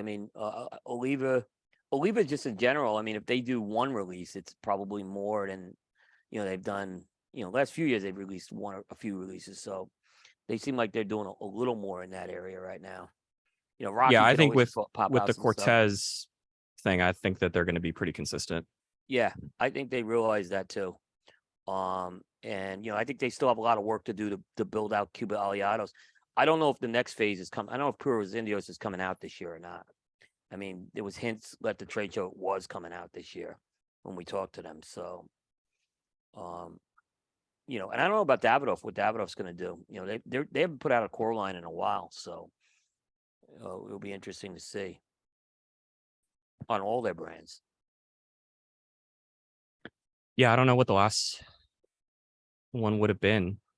Winston Churchill late hour was probably the last core line for Davidoff, and that's 4 or 5 years ago. Davidoff proper, yeah. For Davidoff proper, I don't think they've. Dominicano was a limited release. So, and then Camacho's done the Factory Unleashed, which are limiteds, and then the Caribe was the last Avo release. Yeah, that was the one that came to mind. So they definitely slowed down in terms of that. But I think I could say with Davidoff's probably ripe to put something out this year. It's been a while. All right, let's hit the topic of responsible marketing. Has that whole discussion kind of run its course and fizzled out, or is there like a bigger kind of clash that may occur this year moving forward from that? According to Glenn Loop. Yeah, go ahead, Charlie. No, go ahead. According to Glenn Loop, something's going to come out once Meta's remediation comes out. And they're holding off on that announcement until, this is what he told us, until that announcement's made from Meta. But I guess there's things that will factor into that on how they approach it. So we won't probably see anything from PCA from a standpoint on that until that happens. The companies that made a big stink about this last year were really not big companies or big releases. So there was, the ones that made noise were very small companies that did this, or small operations. Right. All right, Charlie, what was your thought on it? Oh, I was the one that made the big stink about it. No, I know, but you were kind of jumping in with Cooper jumping in at the beginning. Oh yeah, so. no, I don't think so. I think that I to Coop's point, it was a pretty isolated group of actors that, at least certainly in the half-wheel editorial, that got called out, and I don't think any of their behavior is going to change much. So yeah, and it's not like, I don't think the General is doing an increased amount of irresponsible marketing or a decreased amount. Like, they got the American Chinese food series, and pretty much everything else. It's I don't think you can really make much of a claim that there's any sort of issue beyond the food like packaging. But yeah, I don't see that being a major topic. I think it ran its course. I saw somebody sent me a video of a YouTube video of Pravada that had some, food themed marketing in it that was relatively recent from the last few weeks. I haven't heard a peep about that, outside of the Pravada universe. So yeah, I'm guessing it's probably run its course. Mm-hmm. All right. Any other topics for kind of 2023 and beyond, or are we going to be ready to wrap this thing up? Well, I guess the last one I want to make, we've talked a lot about the written blog piece, the written websites, whatever you want to call it, going down. Do you see that trend, guys, continuing next year into this year? Because we haven't seen a lot of new written sites come out lately.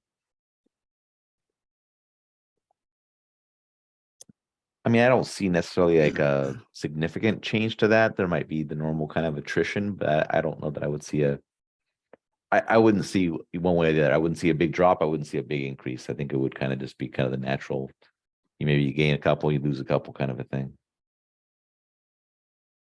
Yeah, I mean, I think we focus a lot on the ones that, have sort of departed. But the other thing is, like, when's the last time a site like just kind of fell off the face of the planet? Like, Stogie guys had sort of a Like a prolonged wind cancerous down. death, yeah. Yeah, but I'm just saying, like, it's been, I can't think of the last time it was just like, oh, they were posting 3 times a week and now they're suddenly gone. Yeah. I think that that hasn't really happened, and there have been some new ones. I mean, Pravada has Cigar Public. Mhm. There's the ATF magazine that was at the trade show. I don't know what the sort of long-term outlook is for that. So there were some new ones, or relatively new ones in 2022. I don't think that I suspect that the market is still sort of the same, which is that it's going to be pretty daunting for anyone to really launch their own thing independently. I do think that, we've quietly seen the retailers get much, much more involved, with the sort of, whatever you want to call it, but the less obvious marketing. That was a big outlet for YouTube in particular, where you look at the most popular cigar YouTube channels, and, with some limited exceptions like Cigar Obsession and Cigar Vixen, the people that have 25,000, 30,000 plus subscribers, pretty much all the rest of them were retailers. Yeah. But yeah, I don't think that is going to change, and that's not new. I mean, for a very long time, Lou Rothman's column in JR Cigar was probably the most read regular piece of content in the industry, and Alex Venson, when he was at Cigars International, certainly had a big role with the sort of consumer-faced marketing aspect on their regards. So that's nothing new. It just sort of takes new faces. But I would suspect that it's more, at least for the time being, TikTok and whatever. My hope is that there's no cigar metaverse type boom that we have to get in on. But, maybe we're reviewing cigars with Apple glasses in 2 years. Exactly. I think as far as the trade show goes, the last written sites, Charlie, of the online media guys, not counting the magazines, the retailers are really you and me, Halfwheel and Coop. I don't think there's a lot of written. Smoke and Tobacco did a little this year on it, but that wasn't their focus. So, I mean, for the most part, I saw a big uptick this year in what we did. Even though we did video on Coop, I saw a big uptick on our numbers this year at the trade show, because there was less, articles from, I think, the media sphere. So I don't see that changing. I think everyone goes to the trade show and they want to shoot a video, which it perplexes me. Why? Because to me, it's more expensive to do it. Like, videos just seems more expensive. So I kind of just wonder why, but Less of a barrier to entry, really, yeah. I think. Yeah, or it's the medium that they're consuming the most of, and so they just sort of, product Know your what they- environment. But Yeah. I think the one thing about the trade show, and I don't mean to close on digging at the PCA trade show again, but like, the other part of this is that the trade show is just not as relevant as it was, particularly if you're a media member 10 years ago. 10 years ago, it was very difficult to get half the companies at the trade show to respond to an email. Yep. Venture to guess that's not really the case anymore. I know that there are some that are, still tough to, I mean, me trying to get replies from, Fuente and Padron on a consistent basis isn't exactly going well. And I feel like we have decent enough relationships with both of them.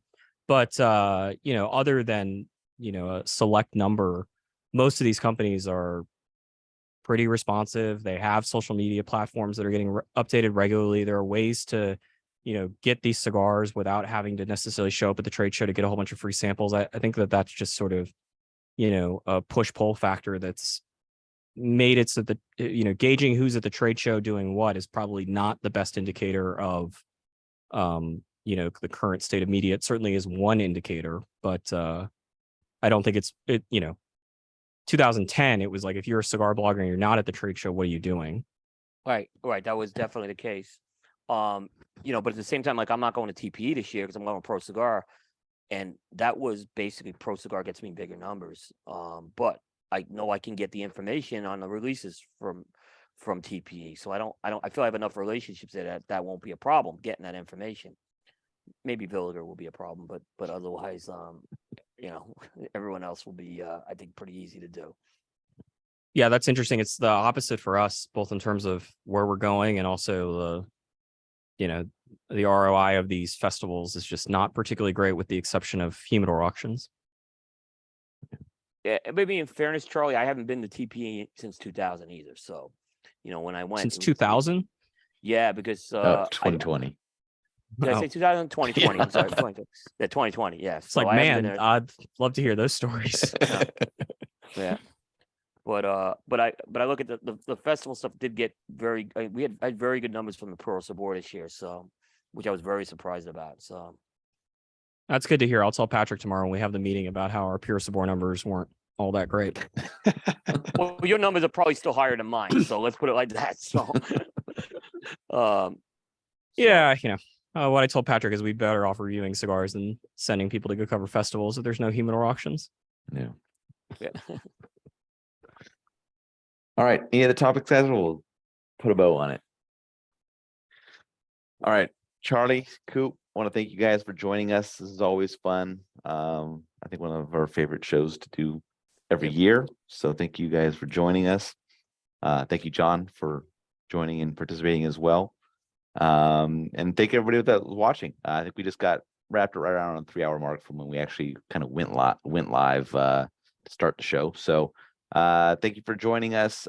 Shoot us any questions you still have. I'll work with these guys to see if we can get an answer for something that we need to reply back to. But thanks again. We'll catch you on our normal review recaps. Tomorrow, our value cigar list publishes. So you can check that out to find out which cigars have the best bang for the buck. And then Thursday, we will publish our kind of behind the review numbers. So everybody's average by country of origin, all that stuff, price point, things like that. So for those geeks out there, you'll get your fix for another one of those lists. So thank you all for joining us, and we will catch you on the next one.